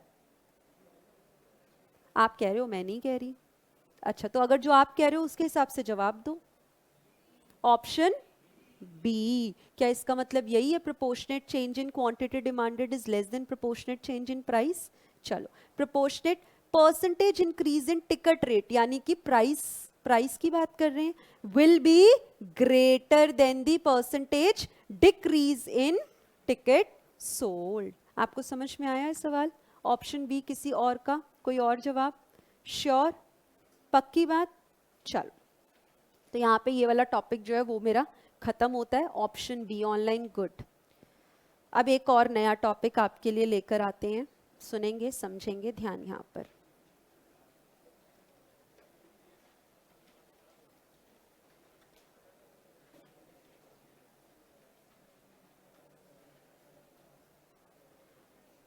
दोस्त हम ना क्या बोलते हैं बार बार, हम ये बोलते हैं कि अगर मेरा प्राइस अगर किसी प्रोडक्ट का प्राइस कम होता है तो हम ज़्यादा डिमांड करते हैं, किसी प्रोडक्ट का प्राइस ज़्यादा होता है तो हम कम डिमांड करते हैं। ऐसा ही होता है ना, ऐसा ही होता है। मतलब डिमांड पर असर आ रहा है due to changes in price. ये जो प्राइस इफेक्ट है ना, प्राइस इफेक्ट, इसके अंदर ना दो इम्पैक्ट्स होते हैं, दो इफेक्ट से मिलकर बना है ये प्राइस इफेक्ट। पहला होता है सब्स्टिट्यूशन इफेक्ट, दूसरा होता है इनकम इफेक्ट। मतलब substitution effect plus income effect मिलाकर मिलता है मुझे मेरा प्राइस इफेक्ट। समझ में आया आपको क्या बोला मैंने ये बोला जो मेरा प्राइस इफेक्ट होता है ना, अगर प्राइस ज़्यादा डिमांड कम, प्राइस कम डिमांड ज़्यादा, ये जो प्राइस इफेक्ट होता है ना, it is composed of two effects, substitution effect, income effect. इन दोनों इम्पैक्ट्स को हमको समझना है, ये दोनों इफेक्ट्स हमको समझने हैं। सवाल एग्जाम में यहां से जो आएंगे वो सेट है, उससे बाहर नहीं आता। सवाल जो आएगा जो सेट है, सीधा चाहूं तो वो भी बता सकती हूँ, आपको समझ में भी आएगा, पर वो हरकत हम करेंगे नहीं, हम समझेंगे और जो एग्जाम में पूछेंगे वो सीधा जवाब आप मुझे दोगे। सबसे पहले ना दोस्त हम बात कर रहे हैं सब्स्टिट्यूशन इफेक्ट की, सब्स्टिट्यूशन इफेक्ट की। सब्स्टिट्यूशन इफेक्ट आप बताओ सब्स्टिट्यूट केस में लगना चाहिए, मतलब सब्स्टिट्यूट गुड्स के केस में लगना चाहिए। सब्स्टिट्यूशन इफेक्ट सब्स्टिट्यूट्स के केस में लगेगा, हाँ लगेगा। और सब्स्टिट्यूट गुड्स कौन से होते थे? जो एक दूसरे की जगह पर इस्तेमाल होते थे, है ना, होते थे। अब हम ना क्या आपसे कह रहे हैं, let us take an example. मैं बात करती हूं टी की और कॉफी की। क्या टी और कॉफी मेरे सब्स्टिट्यूट गुड्स हैं? ठीक है। लेट अस सपोज टी के प्राइजेस 100 पे थे, अब कम होके 90 पर आ गए। टी के प्राइजेस 100 पर थे, कम होकर कहाँ आ गए? 90 पर जो है ना वो आ गए। ठीक है जी। और ये अज्यूम कर रहे हैं क्या कि जो दूसरा प्रोडक्ट उसका सब्स्टिट्यूट है ना, उसके प्राइस में कोई चेंज नहीं है। मतलब ये अगर पहले लेट अस सपोज 20 रुपए पे बिक रहा था, अभी भी 20 रुपए पे ही बिक रहा है, ठीक है, इसके प्राइस में कोई चेंज नहीं है। फिर से, जब दो गुड्स आपस में सब्स्टिट्यूट हैं, एक का अगर प्रोडक्ट कम के प्राइस कम हो जाए, अज्यूमिंग कि उसके सब्स्टिट्यूट के प्राइस में कोई चेंज नहीं है, क्या आप मानते हो कि जैसे ही इसके प्राइस कम हो जाएंगे तो लोग ये सोचेंगे, समझेंगे कि अब टी कॉफी के मुकाबले सस्ता हो गया है? लगेगा ना ऐसा। अदर वे राउंड, क्या लोगों को ये लगेगा कि कॉफी महंगी हो गई है? लगेगा। कॉफी पैसे ज्यादा नहीं देने, पर क्योंकि उसका सब्स्टिट्यूट सस्ता हो गया है तो अब हमें कॉफी महंगी लगने लगी है। मैंने क्या बोला? मैंने बोला चलो, मैंने कहा अभी आज के समय पर ये जो है ना कॉफी, लेट अस सपोज 100 पर ये भी है, टी भी 100 पर है, पर टी के प्राइस कम हो गए, इसके प्राइस में कोई चेंज नहीं है। क्या इस टी के प्राइस कम होने की वजह से लोग टी को सब्स्टिट्यूट करेंगे कॉफी की जगह? करेंगे। क्यों? क्योंकि अब टी सस्ती लगने लगी है, ये महंगा लगने लगा है। क्या वाकई कॉफी महंगी हुई है? नहीं, क्योंकि उसका सब्स्टिट्यूट सस्ता हो गया है तो उसका ऑल्टरनेटिव हमें महंगा लगने लगा है ऐसी बात या नहीं? तो इसका मतलब जब जब दो सब्स्टिट्यूट होंगे, जब जब किसी एक का प्राइस गिरेगा, अज्यूमिंग कि दूसरे प्रोडक्ट के प्राइस में कोई चेंज नहीं है, क्या तब तब हर बार सस्ते प्रोडक्ट को सब्स्टिट्यूट किया जाएगा महंगे वाले से? इसका मतलब substitution effect is always positive. पहला सवाल यही आएगा। Substitution effect is negative, positive, option A और B, none of the above. Substitution effect substitute के केस में लगेगा जब जब सब्स्टिट्यूट गुड्स में किसी एक का प्राइस गिर जाएगा तो वो दूसरे सब्स्टिट्यूट के कंपैरिजन में सस्ता है और दूसरा वाला महंगा लगने लगा है। वो हुआ नहीं है महंगा, पर लग रहा है महंगा क्योंकि टी सस्ती हो गई है, जिसकी वजह से अब लोग टी को ज्यादा कंज्यूम करने लगेंगे, कॉफी को सब्स्टिट्यूट कर देंगे टी की जगह। आई बात समझ में? मतलब टी का ज्यादा जो है कंजम्पशन शुरू कर देंगे। समझ में आया? इसी चीज को सब्स्टिट्यूशन इफेक्ट कहते हैं। और सब्स्टिट्यूशन इफेक्ट हमेशा पॉजिटिव होता है। क्यों? क्योंकि जब जब प्राइस गिरेगा किसी एक प्रोडक्ट का तब तब वो ज्यादा कंज्यूम किया जाएगा, सब्स्टिट्यूट किया जाएगा, मतलब सब्स्टिट्यूशन इफेक्ट ऑलवेज पॉजिटिव होता है। क्लियर है ये बात? अब मुझे ना, मैं आपके सामने कुछ बातें बोल रही हूं, मुझे बताना उस केस में जो मैं आपसे बोल रही हूं उस केस में सब्स्टिट्यूशन इफेक्ट स्ट्रॉन्ग होगा या नहीं होगा। यानी कि क्या आप वाकई पॉजिटिवली उस चीज को लेंगे, आप उसको सब्स्टिट्यूट करेंगे या नहीं करेंगे, इस चीज का मुझे जवाब चाहिए। मैंने क्या कहा? मैंने कहा दो प्रोडक्ट्स ना आपस में बहुत क्लोज सब्स्टिट्यूट्स हैं। क्या उस केस में प्रोडक्ट्स को सब्स्टिट्यूट करना आसान होगा? मतलब मैंने कहा कॉलगेट और दूसरा पेप्सोडेंट, क्या ये आपस में सब्स्टिट्यूट है? क्या कॉलगेट के प्राइसेस अगर गिर जाएं तो पेप्सोडेंट वाले भी कॉलगेट इस्तेमाल कर लेंगे? कर लेंगे ना। क्यों? क्योंकि ये दोनों सब्स्टिट्यूट्स हैं, क्लोज सब्स्टिट्यूट्स हैं आपस में। यानी कि जितने ज्यादा सब्स्टिट्यूट्स क्लोज होंगे उतना ही ज्यादा लोग सब्स्टिट्यूट करने में परेशान नहीं होंगे। मतलब जितना ज्यादा सब्स्टिट्यूट क्लोज उतना ही सब्स्टिट्यूशन इफेक्ट स्ट्रॉन्गर। अब आप मुझे बताओ, ये कॉलगेट, क्या कॉलगेट को लोग शू पॉलिश की जगह सब्स्टिट्यूट कर लेंगे? कहेंगे दोनों ही तो एक प्रकार से जो है पॉलिश, वो टीथ को पॉलिश करने के काम आता है, वो शू के लिए आता है। पर क्या ये दोनों सब्स्टिट्यूट हैं? नहीं है, नहीं है, बिल्कुल नहीं है। तो क्या इन दोनों में किसी प्रकार का सब्स्टिट्यूशन इफेक्ट दिखेगा?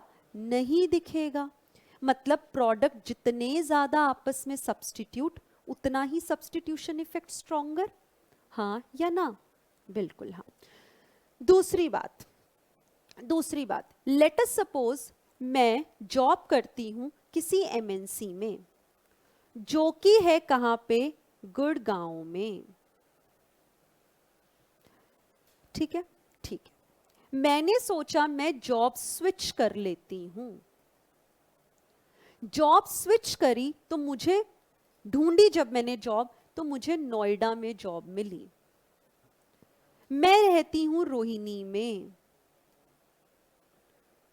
मैंने जब खर्चा चेक किया ना, मैंने कहा लेट अस सपोज रोज रोहिणी से जब गुड़गांव जाती हूं ना 100 रुपए के मेरे ट्रैवलिंग एक्सपेंसेस इनकर होते हैं।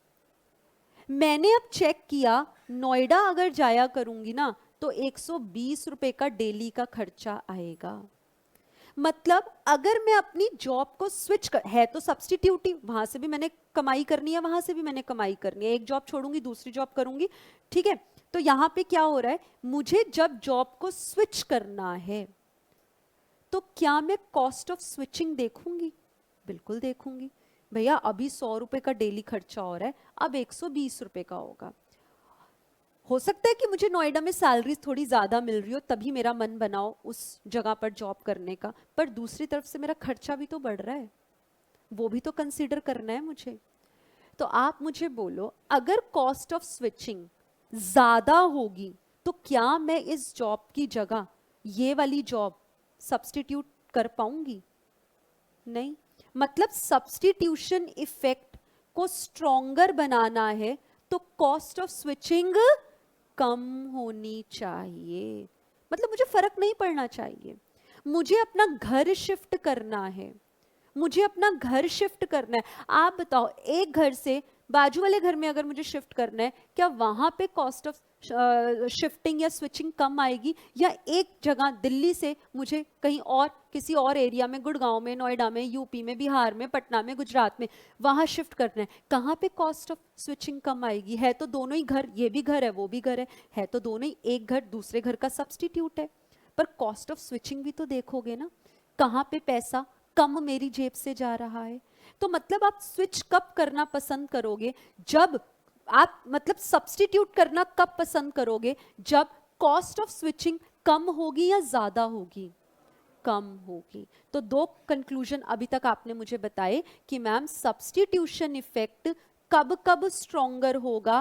पहला तो भाई तब होगा जब वो आपस में क्लोज सब्स्टिट्यूट होंगे, और मैम तब होगा जब जब कॉस्ट ऑफ स्विचिंग कैसी होगी? कम या ज्यादा? ये कैसी होगी? कम होगी। अब इसी को ना आगे जरा हम इसी एग्जाम्पल को आगे लेके जाते हैं। जब मैं रोहिणी से गुड़गांव जाती थी ना, मुझे कैब फैसिलिटी कंपनी वालों ने दे रखी थी। मुझे ज्यादा ना पंगों में टेंशन लेने की जरूरत नहीं थी कि मुझे घर से जॉब तक मैं पहुंचूंगी कैसे। पर ये ना नोएडा वाले बेशक पैसे ज्यादा दे रहे हैं, पर यहाँ पे मुझे 120 रुपए जो है वो खर्चा एक्स्ट्रा अपनी जेब से देना पड़ रहा है, कॉस्ट ऑफ स्विचिंग। अब दूसरी तरीके से सोचो, अब मैं क्या कहती हूँ, देखो एक तो ये कॉस्ट ऑफ स्विचिंग भी बढ़ गई, और ये कैसे बढ़ गई? यहाँ पे ना कैब फैसिलिटी मिलती थी, ये लोग मुझे कैब फैसिलिटी नहीं दे रहे। मैं भटकती हुई पहले मेट्रो पकड़ती हूँ, पहले तो घर से रिक्शा लेती हूँ, मेट्रो स्टेशन जाती हूँ, मेट्रो स्टेशन से 3 मेट्रो बदल के मैं नोएडा पहुंचती हूँ। नोएडा वाले भी कहते हैं बोटेनिकल गार्डन तक आपको खुद आना है, वहां से हम कैब दे देंगे, और अगर आप कैब फैसिलिटी लोगे ना तो उसकी अलग से कॉस्टिंग है, और मैं कैब फैसिलिटी नहीं लेती ना तो फिर मुझे क्या करना है, फिर से रिक्शे ढूंढने हैं, फिर से मुझे ऑटो ढूंढने हैं, मुझे बस ढूंढनी है। इतनी थकावट काम करके नहीं होगी जितनी रोहिणी से नोएडा पहुंचने में हो जाएगी। हाँ या ना? तो मतलब कन्वीनियंस सब्स्टिट्यूट करते हुए चेक करूंगी या नहीं करूंगी? करूंगी। तो मतलब अगर ये भसड़ ज्यादा हो, कलेश ज्यादा हो, कन्वीनियंस कम हो, तो क्या आप सब्स्टिट्यूट करना पसंद करोगे? नहीं करोगे। मतलब सब्स्टिट्यूशन इफेक्ट स्ट्रॉन्गर तीसरे केस में कब होगा? जब लोअर कन्वीनियंस होगी स्विच करने में। हाँ या ना? Important topic. यहां से सवाल आएगा पहला, और दूसरा सवाल ये आएगा, ये आएगा, इसके अलावा कोई सवाल नहीं दिखेगा आपको एग्जाम में। सब्स्टिट्यूशन इफेक्ट से ये दो सवाल आएंगे। पहला, सब्स्टिट्यूशन इफेक्ट हमेशा पॉजिटिव होता है, यानी कि दो सब्स्टिट्यूट गुड्स में से जब जब एक का प्राइस कम होगा और दूसरे प्रोडक्ट के प्राइस में कोई चेंज नहीं होगा, तब तब हम उसको पक्का सब्स्टिट्यूट करने वाले हैं। क्यों? क्योंकि वो अब हमको सस्ता दिखता है, किसके मुकाबले में? जिसके प्राइसेस चेंज नहीं हुए हैं। तो जिसके प्राइसेस चेंज नहीं हुए थे वो मुझे अब महंगा दिखने लगा था। आ रही है बात समझ? दूसरा मैंने आपसे क्या बोला? दूसरा मैंने आपसे क्या बोला कि मेरा सब्स्टिट्यूशन इफेक्ट कब कब स्ट्रॉन्गर होगा, यानी कि मैं कब कब बिना सोचे समझे सब्स्टिट्यूट करना पसंद करूंगी। पहला, जब वो क्लोज सब्स्टिट्यूट होंगे, मुझे परवाह ही नहीं है कोलगेट हो या पेप्सोडेंट हो, कुछ भी चलेगा, मुझे परवाह ही नहीं है थम्स अप हो या पेप्सी हो, क्योंकि दोनों क्लोज सब्स्टिट्यूट है। दूसरा कब? जब मुझे स्विच करने में सब्स्टिट्यूट, दूसरे सब्स्टिट्यूट को चूज करने में ज्यादा खर्चा ना करना पड़े। और तीसरा कब होगा? जब मुझे कन्वीनियंस ज्यादा मिले, मेरे को कोई ज्यादा कलेश में, पंगों में नहीं पड़ना है सब्स्टिट्यूट स्विच करते वक्त, तब सब्स्टिट्यूशन इफेक्ट मेरा पॉजिटिव होगा। तो सैलरी को तो मैंने बढ़ाया ही था ना, उस सिर्फ सैलरी नहीं देखते ना बच्चे कि मेरा जो सैलरी है वो बढ़ रही है, ये भी तो खर्चे हैं, ये भी तो परेशानियां हैं, हर एक चीज, हर फैक्टर देखते हैं। तो मैंने तो बोला था कि अगर सैलरी बढ़ रही है तो क्या। आओ बुक से पढ़ेंगे सब्स्टिट्यूशन इफेक्ट। सब्स्टिट्यूशन इफेक्ट का कॉन्सेप्ट दिया था हिक्स एंड एलन ने, आप इसे अंडरलाइन करें, हाईलाइट करें। हिक्स एंड एलन ने हमें सब्स्टिट्यूशन इफेक्ट के बारे में बताया था और इन्होंने क्या कहा था, जब जब प्राइस किसी कमोडिटी का गिरेगा तब तब वो अपने सब्स्टिट्यूट से सस्ती हो जाएगी। मतलब टी और कॉफी, ये 100 पर थी, अब 90 पे हो गई है। कॉफी के प्राइस में कोई चेंज नहीं है। क्या ये टी अपने सब्स्टिट्यूट कॉफी के मुकाबले सस्ती दिख रही है? हाँ दिख रही है। आगे, assuming that the price of all other commodities remain constant, हमने भी कॉफी के प्राइस को कांस्टेंट रखा। It induces the consumers to substitute the commodity whose price has fallen for other commodities which have now become relatively expensive। क्या ऐसा जब होगा तो हर बार हर कंज्यूमर टी को ज्यादा प्रेफर करेगा और कॉफी को कम प्रेफर करेगा, सब्स्टिट्यूट करेगा? करेगा। क्या इसकी वजह से जिस प्रोडक्ट के प्राइसेस गिरे हैं, यानी कि टी के प्राइसेस गिरे हैं, तो टी की डिमांड बढ़ जाएगी? टी की डिमांड बढ़ जाएगी। This results in the result is that the total demand for the commodity whose price has fallen increases. और हमारे केस में टी के प्राइसेस गिरे हैं तो उसकी डिमांड बढ़ जाएगी क्योंकि लोग उसको सब्स्टिट्यूट करते हैं। इसी को बोला जाता है substitution effect.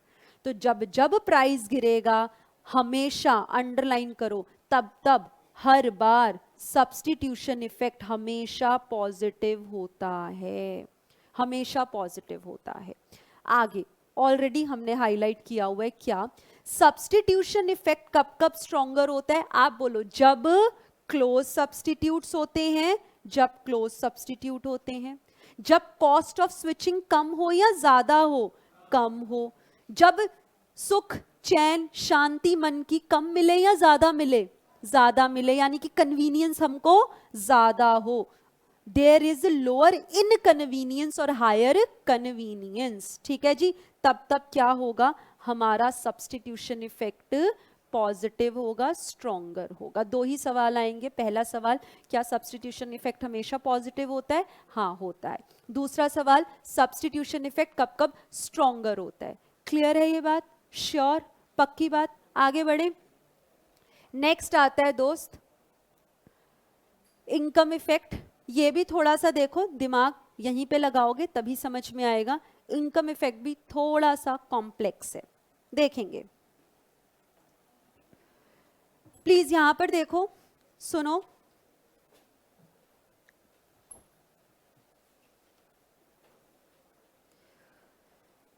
Income effect,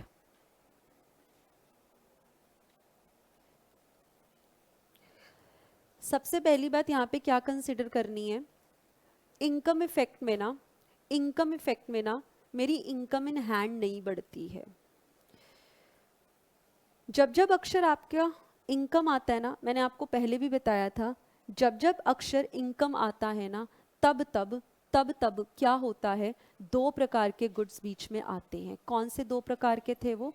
very good, normal good और इंफीरियर गुड। सब्स्टिट्यूशन इफेक्ट पे तो सब्स्टिट्यूट गुड्स ही आएंगे, पर अगर इनकम इफेक्ट में चेक कर रही हूं तो दो गुड्स आएंगे। इनकम का नाम सुनते ही दो गुड्स याद आने चाहिए, नॉर्मल गुड और इंफीरियर गुड। अब इन दोनों गुड्स के ऊपर ये इफेक्ट कैसे चिपकेगा, ये अपन को देखना है। ठीक है जी, ठीक है। अब ध्यान रखने वाली बात क्या, यहां पर हम ना इनकम इन हैंड को चेंज नहीं कर रहे। मतलब मैं पहले भी 100 ही मेरे पास इनकम थी, आज भी 100 ही है। ये 100 से 110 नहीं हुई है, ये 100 से 90 नहीं हुई है, ये पहले भी 100 पे थी, ये अब भी 100 पर है। ठीक है, मतलब हमारी परचेजिंग पावर में चेंज आएगा। इन हैंड इनकम क्या है, उस पर चेंज नहीं आएगा। यहाँ पे मेरी रियल इनकम जो है ना वो चेंज होती है। अब मन परेशान हो रहा होगा, रियल और नॉमिनल इनकम दो कॉन्सेप्ट पढ़ के आए थे, क्या है नहीं बताऊंगी। रियल इनकम जो है अभी इसी के ऊपर टिकेंगे, नॉमिनल का पंगा अभी नहीं लेंगे। कॉन्सेप्ट है, प्रॉपर कॉन्सेप्ट है, अच्छा खासा टाइम हम तब लगाएंगे। फिलहाल के लिए हमारी परचेजिंग पावर में चेंज आता है, जिसको रियल इनकम कहा जाता है। मतलब मेरी इनकम पहले भी 100 रुपए थी, मैं आज भी 100 ही कमा रही हूं। ठीक है, ठीक है। लेट अस सपोज, क्या मैंने ये कहा कि जब किसी प्रोडक्ट का प्राइस 10 रुपए था, मैं कितने यूनिट्स परचेज कर सकती हूँ? 10 यूनिट्स परचेज कर सकती हूँ। अब नया सिचुएशन क्या हो रहा है, मेरा प्राइस गिर के, और देखो प्राइस को हमें गिराना है, टॉपिक का नाम भी यही है, क्या? Why people buy more at lower prices. Ma'am price बढ़ जाएगा तो? नहीं, वो नहीं, हम रैशनल कंज्यूमर हैं। आप बताओ समझदारी किस में, कम प्राइस पे ज्यादा खरीदने में या ज्यादा प्राइस पे कम खरीदने में? कम प्राइस पे ज्यादा खरीदने पे। यही टॉपिक कर रहे हैं कि प्राइस कम हो, इसीलिए सब्स्टिट्यूशन इफेक्ट में भी प्राइस को मैंने गिराया था। अगर महंगा कर दूंगी तो क्या सब्स्टिट्यूट करोगे? फिर तो जो ले रहे हो उसी का इस्तेमाल करोगे, उसी चीज को कंज्यूम करोगे। तो हम प्राइस को कम कर रहे हैं, इसीलिए यहां पे भी मैं प्राइस को 110 का 12 नहीं कर रही, मैंने कहा अब प्राइस 5 रुपए हो गया है। अब बोलो आप कितनी क्वांटिटी परचेज करोगे? 20। आप मुझे बताओ, क्या आपने ज्यादा इसलिए परचेज किया क्योंकि आपकी इनकम बढ़ गई? नहीं, आपने तो इसलिए ज्यादा परचेज किया क्योंकि प्रोडक्ट का प्राइस कम हो गया। क्या 100 रुपए वाली इनकम अभी भी 100 रुपए ही है? क्या 100 रुपए की औकात बढ़ गई ज्यादा प्रोडक्ट खरीद के देने की? हाँ, पहले 100 रुपए मुझे 10 यूनिट्स खरीद के दे रहा था, अब 100 रुपए मुझे 20 यूनिट्स खरीद के दे रहा है। पैसा तो उतना ही है ना, पैसा तो उतना ही है, वो अब मुझे ज्यादा प्रोडक्ट्स जो है, यूनिट्स जो है परचेज करके दे रहा है। मैं ज्यादा इसलिए नहीं परचेज कर रही क्योंकि मेरी इनकम बढ़ी है ना, रियल इनकम बढ़ी है, मतलब परचेजिंग पावर बढ़ी है, जो कब बढ़ती है? जब प्रोडक्ट का प्राइस गिरता है। समझ में आती है बात? समझ में आती है। अब ना यहाँ पे ना हमने कहा क्या, हमें दो गुड्स के चीज पर इस चीज को हमें चेक करना है। आप मुझे बताओ, अगर इनकम इफेक्ट लगाया, यानी कि प्रोडक्ट के प्राइस को कम करने से ज्यादा क्वांटिटी में खरीद पा रही हूं। लेट अस सपोज ये जो भी प्रोडक्ट है वो मुझे चाहिए ही 10 यूनिट्स, मेरी 10 यूनिट में रिक्वायरमेंट पूरी हो जाती है, तो क्या 10 यूनिट्स आपको 50 रुपए में अब मिल जाएंगे? क्या 50 रुपए और बच गए आपके पास? क्या रिमेनिंग इनकम के दो यूजेस हो सकते हैं? क्या? कौन से दो यूजेस? या तो आप इसी को ज्यादा परचेज कर लो, जो मैंने 10 से 20 किया, या फिर जितनी जरूरत थी 10 यूनिट की उतनी परचेज करो और बची हुई इनकम से वो प्रोडक्ट परचेज कर लो जो आप पहले नहीं कर पा रहे थे। आ रही है बात समझ में? प्लीज भूल जाओ 11th 12th, काम नहीं आएगी। यहां पर मैंने इनकम इफेक्ट लगाया, मेरी इनकम, रियल इनकम बड़ी है, इनकम कैश इन हैंड, पैसा हाथ में मेरे नहीं बढ़ा है। मैं 100 रुपए ही पहले मुझे घर से मिलते थे, आज भी 100 रुपए ही मुझे पॉकेट मनी मिल रही है। मैं पहले 10 यूनिट्स परचेज करती थी 10 रुपए के प्राइस पे, आज प्राइस 5 रुपए का हो गया है, अब वही 100 रुपए मुझे उसी प्रोडक्ट के 20 यूनिट खरीद कर दे सकते हैं। पर अगर मुझे चाहिए ही 10 यूनिट, तो क्या 50 रुपए बच गए? उस 50 रुपए से मैं चाहूं तो कोई और प्रोडक्ट भी परचेज कर सकती हूँ जो मैं पहले नहीं अफोर्ड कर पा रही थी, क्योंकि पहले कुछ बचता ही नहीं था मेरे पास। अब पैसा बच रहा है तो मैंने कहा चलो दूसरा कोई प्रोडक्ट भी जो है मैं खरीद लूं। यहां तक बात क्लियर है? यहां तक बात क्लियर है। अब ना एक बात बताओ, लेट अस सपोज मेरा गुड है नॉर्मल गुड, ये नॉर्मल गुड है जो मैंने परचेज किया। मतलब अगर मेरी परचेजिंग पावर बढ़ रही है तो चाहे, आपको पता है इनकम अगर बढ़ती है तो इस केस में देखा जाए तो 50 रुपए इन हैंड अभी मेरे पास है, तो ये 50 रुपए इन हैंड जो मेरे पास है, जो बेसिकली मेरी परचेजिंग पावर जो मेरे पास अभी बची हुई है, उससे मैं नॉर्मल गुड की और भी क्वांटिटी खरीद सकती हूँ, या फिर किसी और नॉर्मल गुड को परचेज कर सकती हूँ जो पहले नहीं परचेज कर पा रही थी। यही मतलब है ना नॉर्मल गुड, मैं कुछ नहीं कहती तो वो नॉर्मल गुड ही है, ठीक है। दूसरी बात बताना इन्फीरियर गुड की, इन्फीरियर गुड की, मेरी परचेजिंग पावर अगर बढ़ जाएगी तो क्या बढ़े हुए परचेजिंग पावर से आप इन्फीरियर गुड परचेज करोगे? नहीं करोगे, नहीं करोगे। हम इन्फीरियर गुड कब परचेज करते हैं? जब इनकम नहीं होती हमारी। अभी मेरी परचेजिंग पावर बढ़ गई है तो मैं बढ़ी हुई परचेजिंग, ये 50 रुपए जो अभी मेरे पास बचे हैं रिमेनिंग, मैं इस 50 रुपए से वापस इन्फीरियर गुड ही परचेज करूं? क्यों भाई, ऐसे थोड़ी ना दिन आ गए हैं। तो ये रिमेनिंग परचेजिंग पावर से मैं इन्फीरियर गुड तो दोबारा नहीं परचेज करूंगी, पर नॉर्मल गुड कर लूंगी, वो कर लूंगी। क्या आपको ये बात समझ में आ रही है कि इनकम इफेक्ट इन दोनों में उल्टा है? एक तो कह रहा है परचेजिंग पावर अगर आपकी बढ़ती है तो आप नॉर्मल गुड परचेज कर सकते हो, पर परचेजिंग पावर अगर आपकी बढ़ती है तो आप इन्फीरियर गुड परचेज नहीं करोगे।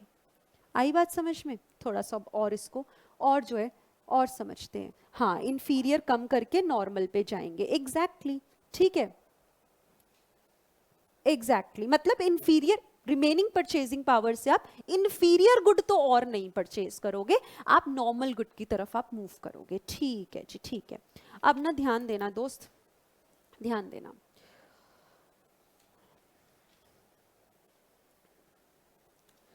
हम इनकम इफेक्ट चेक करेंगे अब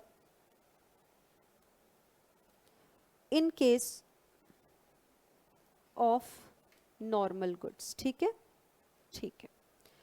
तो अब अगर मैं कुछ नहीं कहती तो ऑब्वियसली वो गुड नॉर्मल गुड ही होता है। हाँ जी, देखो, प्राइस इफेक्ट दो इम्पैक्ट से मिलके बनता है, सब्स्टिट्यूशन इफेक्ट और इनकम इफेक्ट, है ना जी, ठीक है। प्राइस इफेक्ट क्या कहता है कि अगर प्रोडक्ट के प्राइस कम होंगे तो मेरी क्वांटिटी बढ़ेगी, है ना। ये चीज दो इफेक्ट से मिलके जो है बनी है, सब्स्टिट्यूशन इफेक्ट और इनकम इफेक्ट। सब्स्टिट्यूशन इफेक्ट क्या कहता था? अगर प्रोडक्ट सस्ता हो जाए तो हम उसको ज्यादा इस्तेमाल करना शुरू कर देंगे, सब्स्टिट्यूट करना शुरू कर देंगे। क्या substitution effect in case of normal good positive ही था? क्या यही बात थी? क्या यही बात थी? हाँ, इसका मतलब अगर सब्स्टिट्यूशन इफेक्ट लगाएंगे तो नॉर्मल गुड की क्वांटिटी ज्यादा बिकेगी, ज्यादा डिमांड करेंगे, ठीक है। अब नॉर्मल गुड को के ऊपर इनकम इफेक्ट लगाकर देखते हैं। इनकम इफेक्ट क्या कहता है कि मेरी रिमेनिंग परचेजिंग पावर है उसका इस्तेमाल क्या मैं नॉर्मल गुड को ज्यादा खरीदने पे करूंगी? हाँ या ना? क्या इस केस में भी मेरी क्वांटिटी बढ़ जाएगी? क्या नेट इफेक्ट यही आ रहा है? भाई इन दोनों इम्पैक्ट को मिलाकर ही तो प्राइस इफेक्ट बना है। क्या इस केस में भी मेरी डिमांड बढ़ रही है? क्या यहां भी डिमांड बढ़ रही है? क्या अल्टीमेटली भी डिमांड बढ़ रही है? तो ये तो कॉन्सेप्ट सही चल रहा है। दोनों को मिला के, सब्स्टिट्यूशन और इनकम इफेक्ट को मिला के तो प्राइस इफेक्ट बना है ना। तो नेट इफेक्ट क्या सेम आ रहा है? हाँ, आ रहा है। आ रही है बात समझ में? ठीक है। अब इसको ना हम इन्फीरियर गुड पे चेक करते हैं, इन्फीरियर गुड पे चेक करते हैं, इनकम इफेक्ट चेक करते हैं। इनकम इफेक्ट, इसका जो क्रक्स या एग्जामिनेशन पॉइंट ऑफ व्यू है ना, वो तो सिर्फ दो सवाल हैं, एज इट इज आएंगे, पर वहां तक पहुंचने के लिए ना ये सब समझना जरूरी है। Income effect in case of, अब चेक करते हैं इन्फीरियर गुड्स पर, इन्फीरियर गुड्स पे, ठीक है। मेरा फिर से वही काम, प्राइस इफेक्ट जो होता है वो दो चीजों से मिलके बनता है, दैट इज कौन सा? सब्स्टिट्यूशन इफेक्ट और इनकम इफेक्ट। और प्राइस इफेक्ट क्या कहता है कि जब जब प्राइस कम तब तब क्वांटिटी ज्यादा, ठीक है जी, तब तक क्वांटिटी ज्यादा। अब आप ना मुझको ये बताना कि अगर inferior good, let us suppose मेरा जो इन्फीरियर गुड है, सब्स्टिट्यूशन लगा रहे हैं, अगर दो इंफीरियर गुड, एक का प्रोडक्ट का प्राइस कम हो जाएगा तो मैं तो सब्स्टिट्यूट करूंगी ना, इंफीरियर गुड का सब्स्टिट्यूट भी इंफीरियर ही होगा। अब उन दोनों में कंपैरिजन करना है, एक का प्राइस कम होगा तो पक्की बात है वो दूसरे के मुकाबले सस्ता हो गया, फिर से उसको हम सब्स्टिट्यूट कर देंगे वो महंगे इंफीरियर वाले से। क्या यहाँ पर भी सब्स्टिट्यूशन इफेक्ट लगा के क्वांटिटी बढ़ेगी? बिल्कुल बढ़ेगी। अब ना, अब चेक करना, अभी तक तो बातें बिल्कुल स्ट्रेट जो है चल रही थी। अब बताओ, इनकम इफेक्ट में हम चेक करते हैं रिमेनिंग परचेजिंग पावर। क्या बची हुई परचेजिंग पावर से भी इनफीरियर गुड ही परचेज करोगे? नहीं करोगे, यानी कि यहाँ क्वांटिटी उसकी कम हो जाएगी। नेट इफेक्ट तो आया ही नहीं जो हमें चाहिए था। यहां ये बढ़ रहा है, यहां ये कम हो रहा है, एक बढ़ रहा है एक कम हो रहा है, नेट इफेक्ट में तो बढ़ रहा है। ये तो हुई नहीं बात, जमी नहीं भाई। ये दोनों को मिला के ही तो मेरा प्राइस इफेक्ट बना है। जैसे मैंने ऊपर चेक किया था, सब में बढ़ रहा था, तो नेट इफेक्ट में भी प्राइस इफेक्ट में भी क्वांटिटी बढ़ गई थी। अब यहां पर तो ऐसा नहीं हो रहा, यहां तो ऐसा नहीं हो रहा। अब आप मुझे एक बात बताना, आप मुझे एक बात बताओ, किसी चीज की नेगेटिविटी को कम करने के लिए पॉजिटिव साइड का होना ज्यादा जरूरी है, या नेगेटिव साइड को कम करने के लिए नेगेटिविटी का ज्यादा होना जरूरी है? पॉजिटिव साइड ज्यादा होनी चाहिए। और पॉजिटिव सब्स्टिट्यूशन या इनकम इफेक्ट में से पॉजिटिव हमेशा कौन होता है? सब्स्टिट्यूशन इफेक्ट जो है वो होता है। यानी कि अगर मैं चाहती हूं क्या कि इंफीरियर गुड के केस में प्राइस इफेक्ट देखना है मुझे, तो सब्स्टिट्यूशन इफेक्ट स्ट्रॉन्गर होना चाहिए। किससे? इनकम इफेक्ट से, इन केस ऑफ इंफीरियर गुड्स। बस ये क्रक्स था। ये सिर्फ एक लाइन यहां दे रखी है, क्या क्या कि हमारा इंफीरियर गुड्स के केस में इनकम इफेक्ट उल्टी दिशा में काम करता है सब्स्टिट्यूशन इफेक्ट से। क्या हमारे केस में भी इंफीरियर गुड्स में सब्स्टिट्यूशन और इनकम इफेक्ट उल्टी दिशा में जा रहे हैं? एक बढ़ रहा है एक कम हो रहा है। ये लाइन यहाँ पे इन्होंने सीधी एक चिपका दी। आप समझ नहीं पाते अगर ये सब नहीं समझोगे तो। कैसे, क्या इफेक्ट, कम ज्यादा क्या हुआ? आगे कह रहे हैं in case of inferior good ना, in case of inferior good क्या होता है?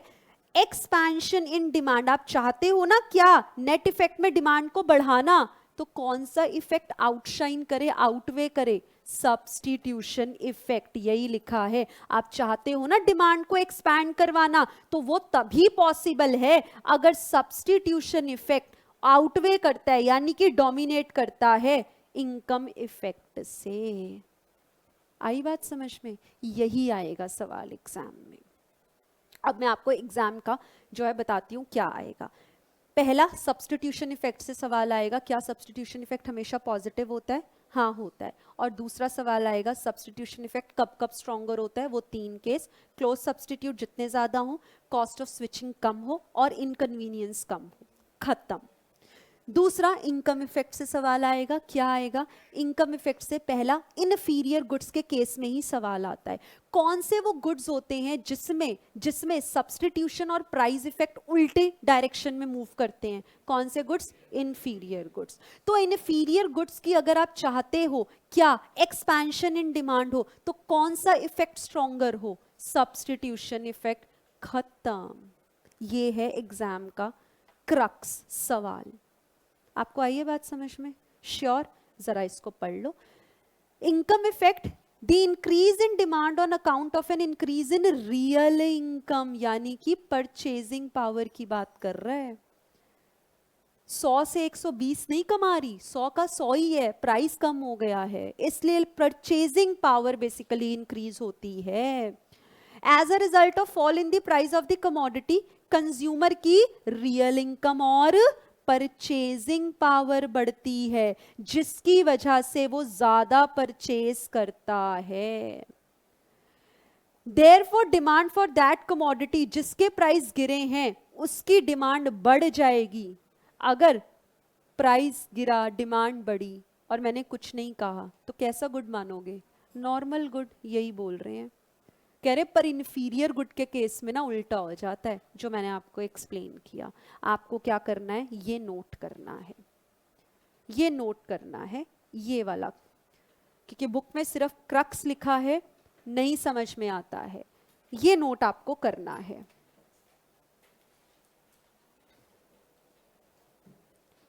नॉर्मल गुड के केस में substitution effect always positive, income effect remaining purchasing power से ऑब्वियसली वापस से नॉर्मल गुड ही ज्यादा खरीदोगे, चाहे वो वाला या चाहे कोई और जो पहले अफोर्ड नहीं कर पा रहे थे। दोनों ही सिचुएशन में डिमांड तो बढ़ेगी बढ़ेगी, बढ़ रही है, लेकिन इंफीरियर गुड में उल्टा होता है। सब्स्टिट्यूशन इफेक्ट तो कहता है हमेशा मैं पॉजिटिव हूं, लेकिन इंफीरियर गुड के केस में इनकम इफेक्ट क्या कहता है, अरे बढ़ी हुई परचेजिंग पावर से भी क्या मुझे ही खरीदोगे, नहीं। इसलिए इनकम इफेक्ट कहता है क्या, इंफीरियर गुड में डिमांड कम हो जाती है, तो उल्टा चलता है।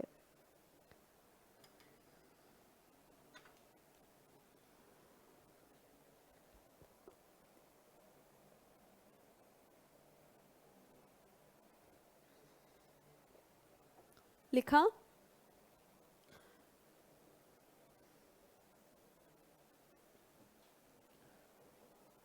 बता दिया भूमिका, दोबारा बता दिया।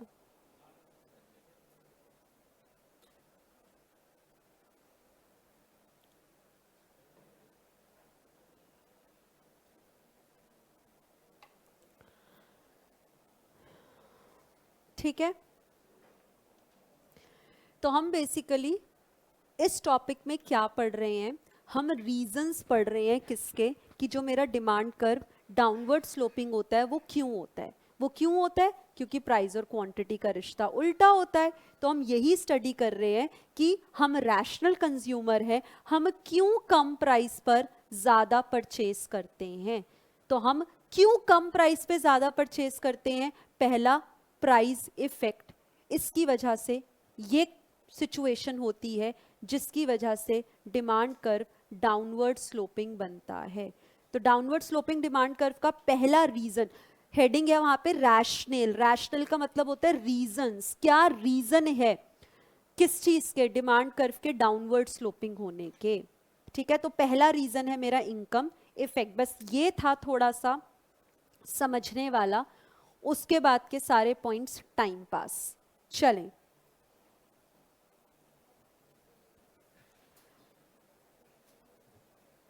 सब्स्टिट्यूशन इफेक्ट, दो इन गुड्स सब्स्टिट्यूट हैं आपस में, तो दोनों सब्स्टिट्यूट इंफीरियर ही होंगे ना। अब दो इंफीरियर के बीच में अगर एक का प्राइस कम हो जाए तो वो फिर से सब्स्टिट्यूट होगा उस प्रोडक्ट के बदले जो महंगा है, अगेन सब्स्टिट्यूशन इफेक्ट पॉजिटिव रहेगा। अमन, चलिएगा, combined effect of income effect plus substitution effect को क्या कहते हैं, प्राइस इफेक्ट कहते हैं। ठीक है जी, ठीक है, आइएगा सेकंड पॉइंट। अच्छा, अब आप बताओ किसी प्रोडक्ट की डिमांड कब बढ़ेगी, किसी प्रोडक्ट की डिमांड कब बढ़ेगी, प्राइस कम होगा। यानी कि अगर प्राइस मेरा कम होगा तो क्या अब मार्केट में वो लोग भी आ जाएंगे जो पहले उस प्रोडक्ट को अफोर्ड नहीं कर पा रहे थे। पहले मुझे महंगा लग रहा था, अब उसके प्राइस कम हो गए तो मैंने कहा चलो अब खरीद लेती हूँ।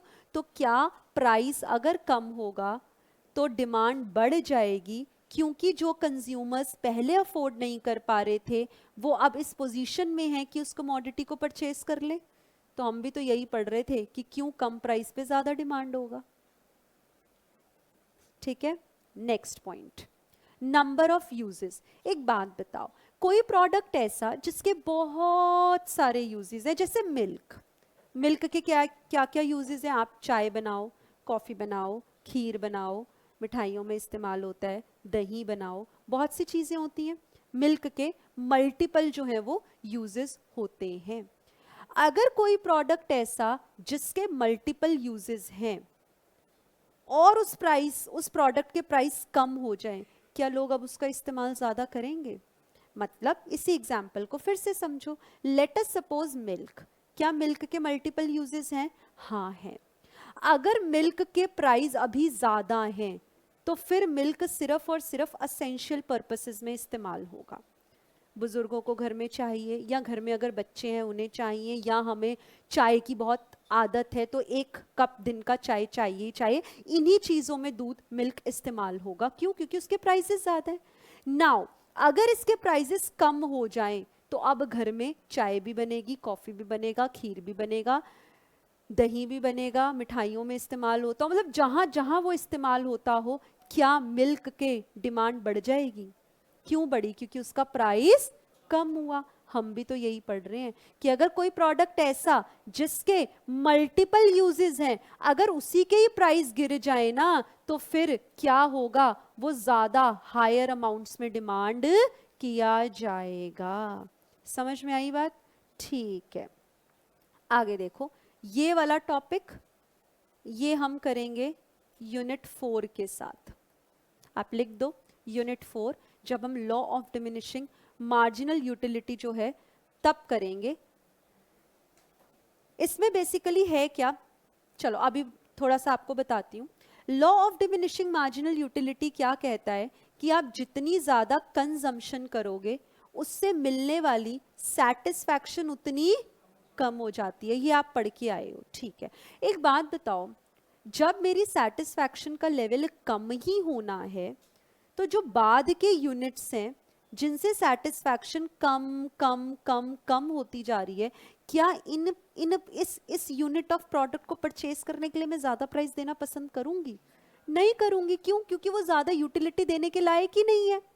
इसका मतलब अगर सेलर ये बाद वाले यूनिट्स के प्राइस कम कर दे, फिर मैं सोच सकती हूँ चलो कोई बात नहीं ले लूं। वही वहां लिखा है, कह रहे एडिशनल यूनिट जो मुझे कम सेटिस्फैक्शन देते हैं ना, उसके लिए मैं ज्यादा प्राइस पे नहीं करना पसंद करूंगी। पर अगर एडिशनल यूनिट सस्ता कर दे, फिर सोचूंगी कि चलो ठीक है ज्यादा डिमांड कर लेती हूँ। यहाँ पे वही बात लिखी है, कह रहे रैशनल कंज्यूमर, समझदार कंज्यूमर क्या करेगा? वो ज्यादा पे नहीं करेगा कम सेटिस्फैक्शन के लिए। He is induced to buy additional unit. वो कब खरीदेगा? वो वाले यूनिट्स को जब उसके प्राइस को कम कर दिया जाए। क्या फिर से प्राइस कम होने पे डिमांड ज्यादा हो गई? यही तो हम चाह रहे थे करवाना। आया समझ में? श्योर? पक्का?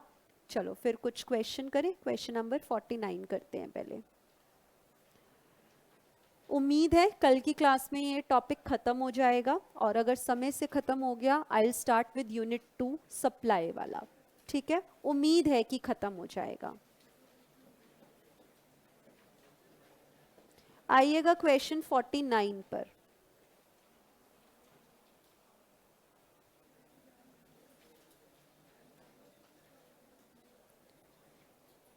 देखें, टोटल डिमांड, अब यहां पे बच्चा ना कंफ्यूज होता है। कहां कंफ्यूज होता है? अभी आप जवाब दोगे ना, आप खुद समझ जाओगे। When total demand for a commodity whose price has fallen increases, किसकी वजह से? कौन सा इफेक्ट लगेगा? कितने बच्चे सब्स्टिट्यूशन इफेक्ट के साथ हो? क्योंकि अभी अभी पढ़ के आए ना तो दिमाग में वही घूम रहा है कोई ऐसा? पक्का बोलो ना। अरे सच्ची सच्ची बोलो, क्या है, घबराने वाली क्या बात है? आप गलतियां नहीं करोगे तो कौन करेगा? मैं थोड़ी ना करूंगी, मैं तो गलतियां सुधारने के लिए आई हूँ। पर कभी कभी मैं भी करूंगी, बोलते बोलते कुछ ऐसा हो जाए। एनी हाउ, चलो बताओ, सब्स्टिट्यूशन इफेक्ट, बिल्कुल बिना डरे, सब्स्टिट्यूशन इफेक्ट पक्का? किसी के मन में नहीं आ रहा? तो फिर समझाने की जरूरत तो नहीं है इसको। किसी ने नो मैम बोला किसने बोला इतना प्यारा सा? हाँ चलो फिर सही वाला जवाब दे दो, ऑप्शन डी। ये किसकी आवाज है पहले मुझे बताओ? ये इतनी प्यारी सी मधुर आवाज किसकी है? भैया बता रहे किसकी है? आपकी है? चलो बड़ी प्यारी आवाज है। हाँ जी, D. When total demand for a commodity. अच्छा, इसमें ना कुछ बच्चों को कंफ्यूजन होता है, मुझे नहीं पता आप लोग को है ये कंफ्यूजन या नहीं, या बता नहीं रहे हो। सब्स्टिट्यूशन इफेक्ट के साथ चले जाते हैं कि मैम सब्स्टिट्यूशन इफेक्ट में भी तो यही होता है कि अगर प्राइस गिर जाता है तो डिमांड हम उसकी बढ़ा देते हैं। पर दोस्त, उसके लिए सब्स्टिट्यूट होना ज़रूरी है ना। सवाल तो नहीं कह रहा कि सब्स्टिट्यूट है प्रोडक्ट। अगर सवाल कुछ नहीं कह रहा तो हम सेम प्रोडक्ट की ही तो बात कर रहे हैं, इसलिए प्राइस इफेक्ट लगेगा। जल्दी से बताओ 50th क्वेश्चन में, अगर प्राइस किसी कमोडिटी का गिर जाता है तो हमारी क्या रियल इनकम बढ़ जाती है? क्या रियल इनकम का मतलब परचेजिंग पावर होता है? ऑप्शन क्लियर है बात? ठीक है, चलिए अब एक काम करते हैं, हम करेंगे इनकम इलास्टिसिटी। सिर्फ एक क्वेश्चन करेंगे, कोई कॉन्सेप्ट नहीं बता रही, ऑलरेडी क्लास जो है आज की हैवी हो गई है, हैवी डोज हो गया आज, है ना? हाँ बहुत, अरे शुरुआत है अभी तो दोस्त। चलो इनकम इलास्टिसिटी का कोई, अब मैं कोई कॉन्सेप्ट नहीं बता रही, ऑलरेडी कॉन्सेप्ट आपको पता है, सिर्फ इसका एक सवाल करेंगे और फिर हम आपसे अलविदा कह देंगे। चले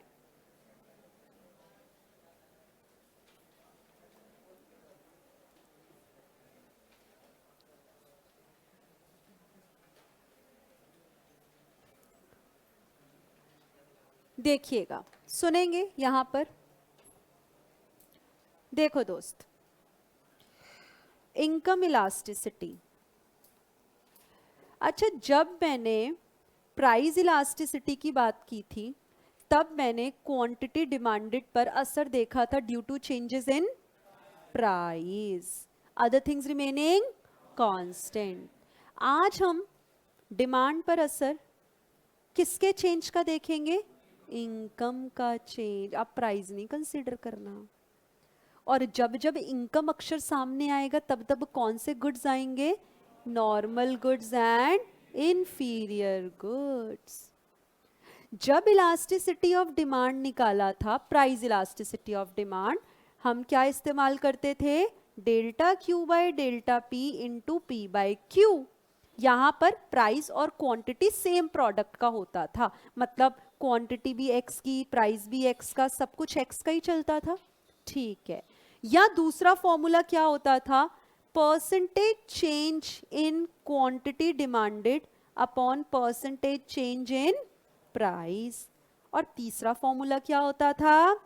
आर्क वाला, delta Q upon delta P into P1 plus P2 upon Q1 plus Q2।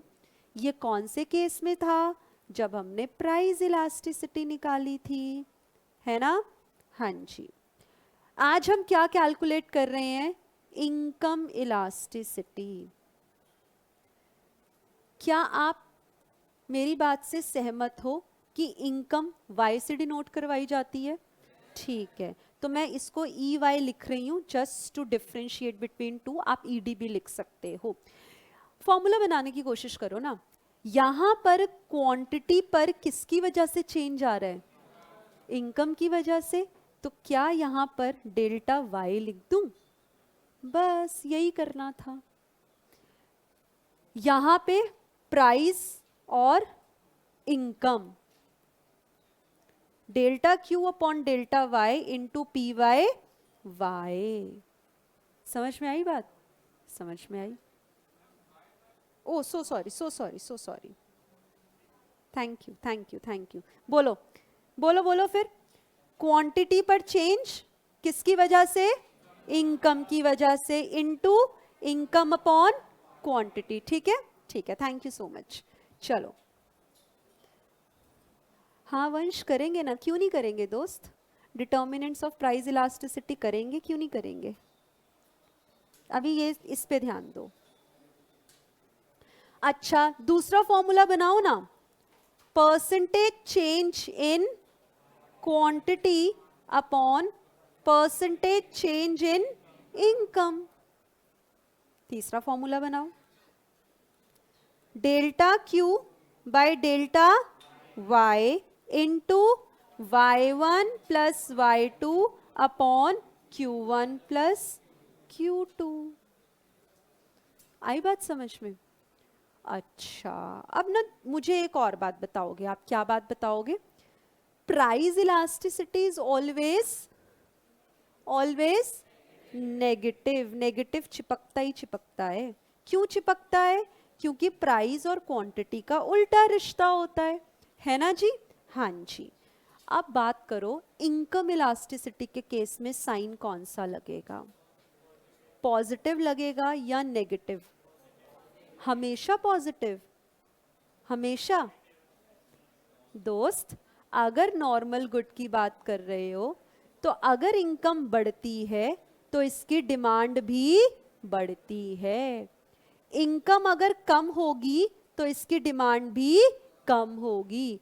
क्या यहाँ पे इनकम और डिमांड फॉर नॉर्मल गुड का बीच का रिश्ता सीधा है? तो यहाँ पे साइन किसका? पॉजिटिव साइन आएगा। क्या अब आप इस चीज को समझ पा रहे हो कि साइन कोई कैलकुलेशन का खेल नहीं है? साइन सिर्फ और सिर्फ दो वेरिएबल्स के बीच का रिश्ता बताता है, डायरेक्शन बताता है।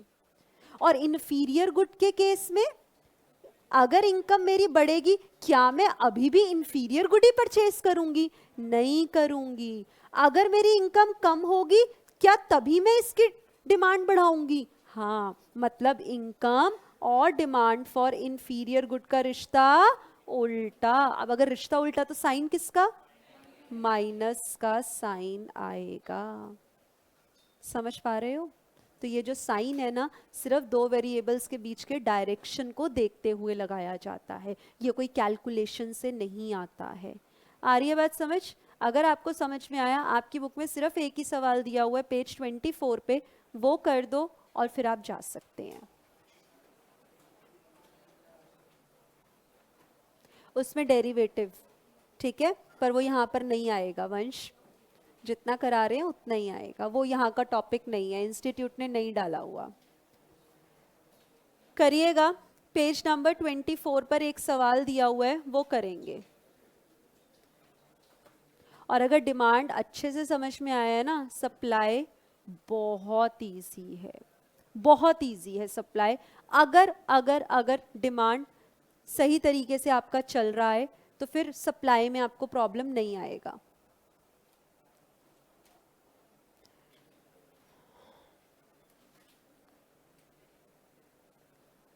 करेंगे।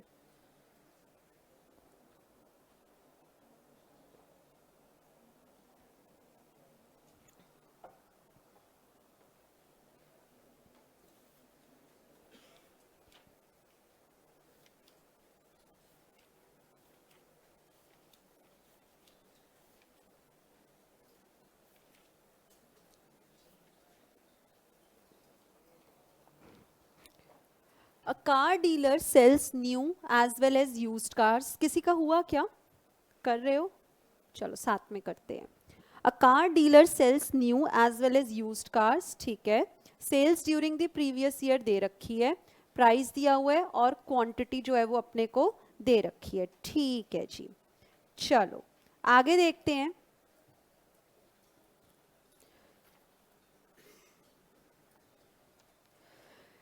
During the previous year, other things remaining the same, the real incomes of the customers rose on an average by 10%. ठीक है, देखो क्या कह रहे हैं, इनकम का चेंज कितना है? 10% का इंक्रीज हुआ है, ठीक है, ठीक है। During the last year sales of new car increased to 500। Quantity demanded for new car क्या हुआ है? इंक्रीज हुआ है, कितने से? 500 यूनिट्स का। आप बताओ क्या इनकम सवाल के हिसाब से बढ़ रही है? हाँ या ना? हाँ। क्या नई गाड़ी की डिमांड भी बढ़ रही है? मतलब इनकम के बढ़ने से नई गाड़ी की डिमांड बढ़ रही है, तो नई वाली गाड़ी कैसा गुड हुआ? इंफीरियर या नॉर्मल? नॉर्मल गुड हुआ। यानी कि जब नई गाड़ी के लिए इलास्टिसिटी निकलेगी तो साइन पॉजिटिव का आएगा या नेगेटिव का? पॉजिटिव साइन आएगा। आगे कंक्लूजन देखते हैं क्या बना सकते हैं। Sales of used car, used गाड़ियां जो है ना वो 3850 पर आ गई, 4000 पहले थी, 3850 पर आ गई, यानी कि 150 यूनिट से कम हो गया। क्या सवाल के हिसाब से इनकम बढ़ी है? हाँ। क्या सवाल के हिसाब से पुरानी गाड़ियां कम बिक रही हैं? हाँ। इनकम बढ़ी, डिमांड कम, कैसा गुड होगा? इंफीरियर होगा। तो जब यूज्ड गाड़ियों की इलास्टिसिटी निकलेगी तो साइन किसका लगेगा? माइनस साइन लगेगा। समझ में आया? बस अब तो इलास्टिसिटी निकालनी है दोनों प्रोडक्ट्स की, नई गाड़ियों की भी और पुरानी गाड़ियों की भी। तो हम परसेंटेज वाला फॉर्मूला लगा सकते हैं। ठीक है, कैसे लगाएंगे परसेंटेज वाला? अगर मुझे इलास्टिसिटी निकालनी है कौन सी गाड़ियों की? नई वाली गाड़ियों की, न्यू कार्स की। तो देखो जी कैसे करोगे आप मुझे बताओ। नई गाड़ियां पहले 400 थी, अब 500 हो गई, तो परसेंटेज चेंज इन क्वांटिटी कैसे निकलेगा? 100 अपॉन 400 इंटू 100। क्या 25% से इंक्रीज हुआ है? तो ई डी, तो हमारी इलास्टिसिटी नई गाड़ियों के लिए percentage change in quantity with respect to percentage change in income. Quantity का 25% निकाला, इनकम 10% दे रखा है, 2.5। पॉजिटिव साइन या नेगेटिव साइन? Positive sign. क्या इन्होंने भी प्लस 2.5 लिखा है? क्या इन्होंने भी यही? अच्छा, ये कंक्लूजन क्या है ये हम बाद में देखेंगे। ये वाला कंक्लूजन क्या सही है कि नई वाली गाड़ियां नॉर्मल गुड हैं? बिल्कुल। अब ऐसी हम यूज्ड कार का निकालते हैं। जल्दी से बताओ, percentage change in quantity of used cars कैसे निकलेगा? 150 गाड़ियां कम हुई हैं। कब? कितनी थी पहले? 4000। कितना परसेंटेज चेंज आएगा? 3.75% का चेंज आएगा। तो अब इसकी इलास्टिसिटी यूज्ड गाड़ियों की, percentage change in demand quantity divided by percentage change in income, 3.75 upon 10 कितना आएगा? 0.375। प्लस या माइनस? माइनस। क्या माइनस का मतलब? यूज्ड गाड़ियां इंफीरियर गुड है? बिल्कुल। समझ में आया आपको ये क्वेश्चन? चलो ठीक है, फिर घर पे प्लीज पढ़ लीजिएगा, प्रैक्टिस कीजिएगा, बैक क्वेश्चन ट्राई करें। कल की क्लास में यहीं से कंटिन्यू करेंगे। आज के लिए बस फिर इतना ही। Thank you so much, all the best, ओम नमः शिवाय। ऑनलाइन दोस्त आपको समझ में आया बच्चे?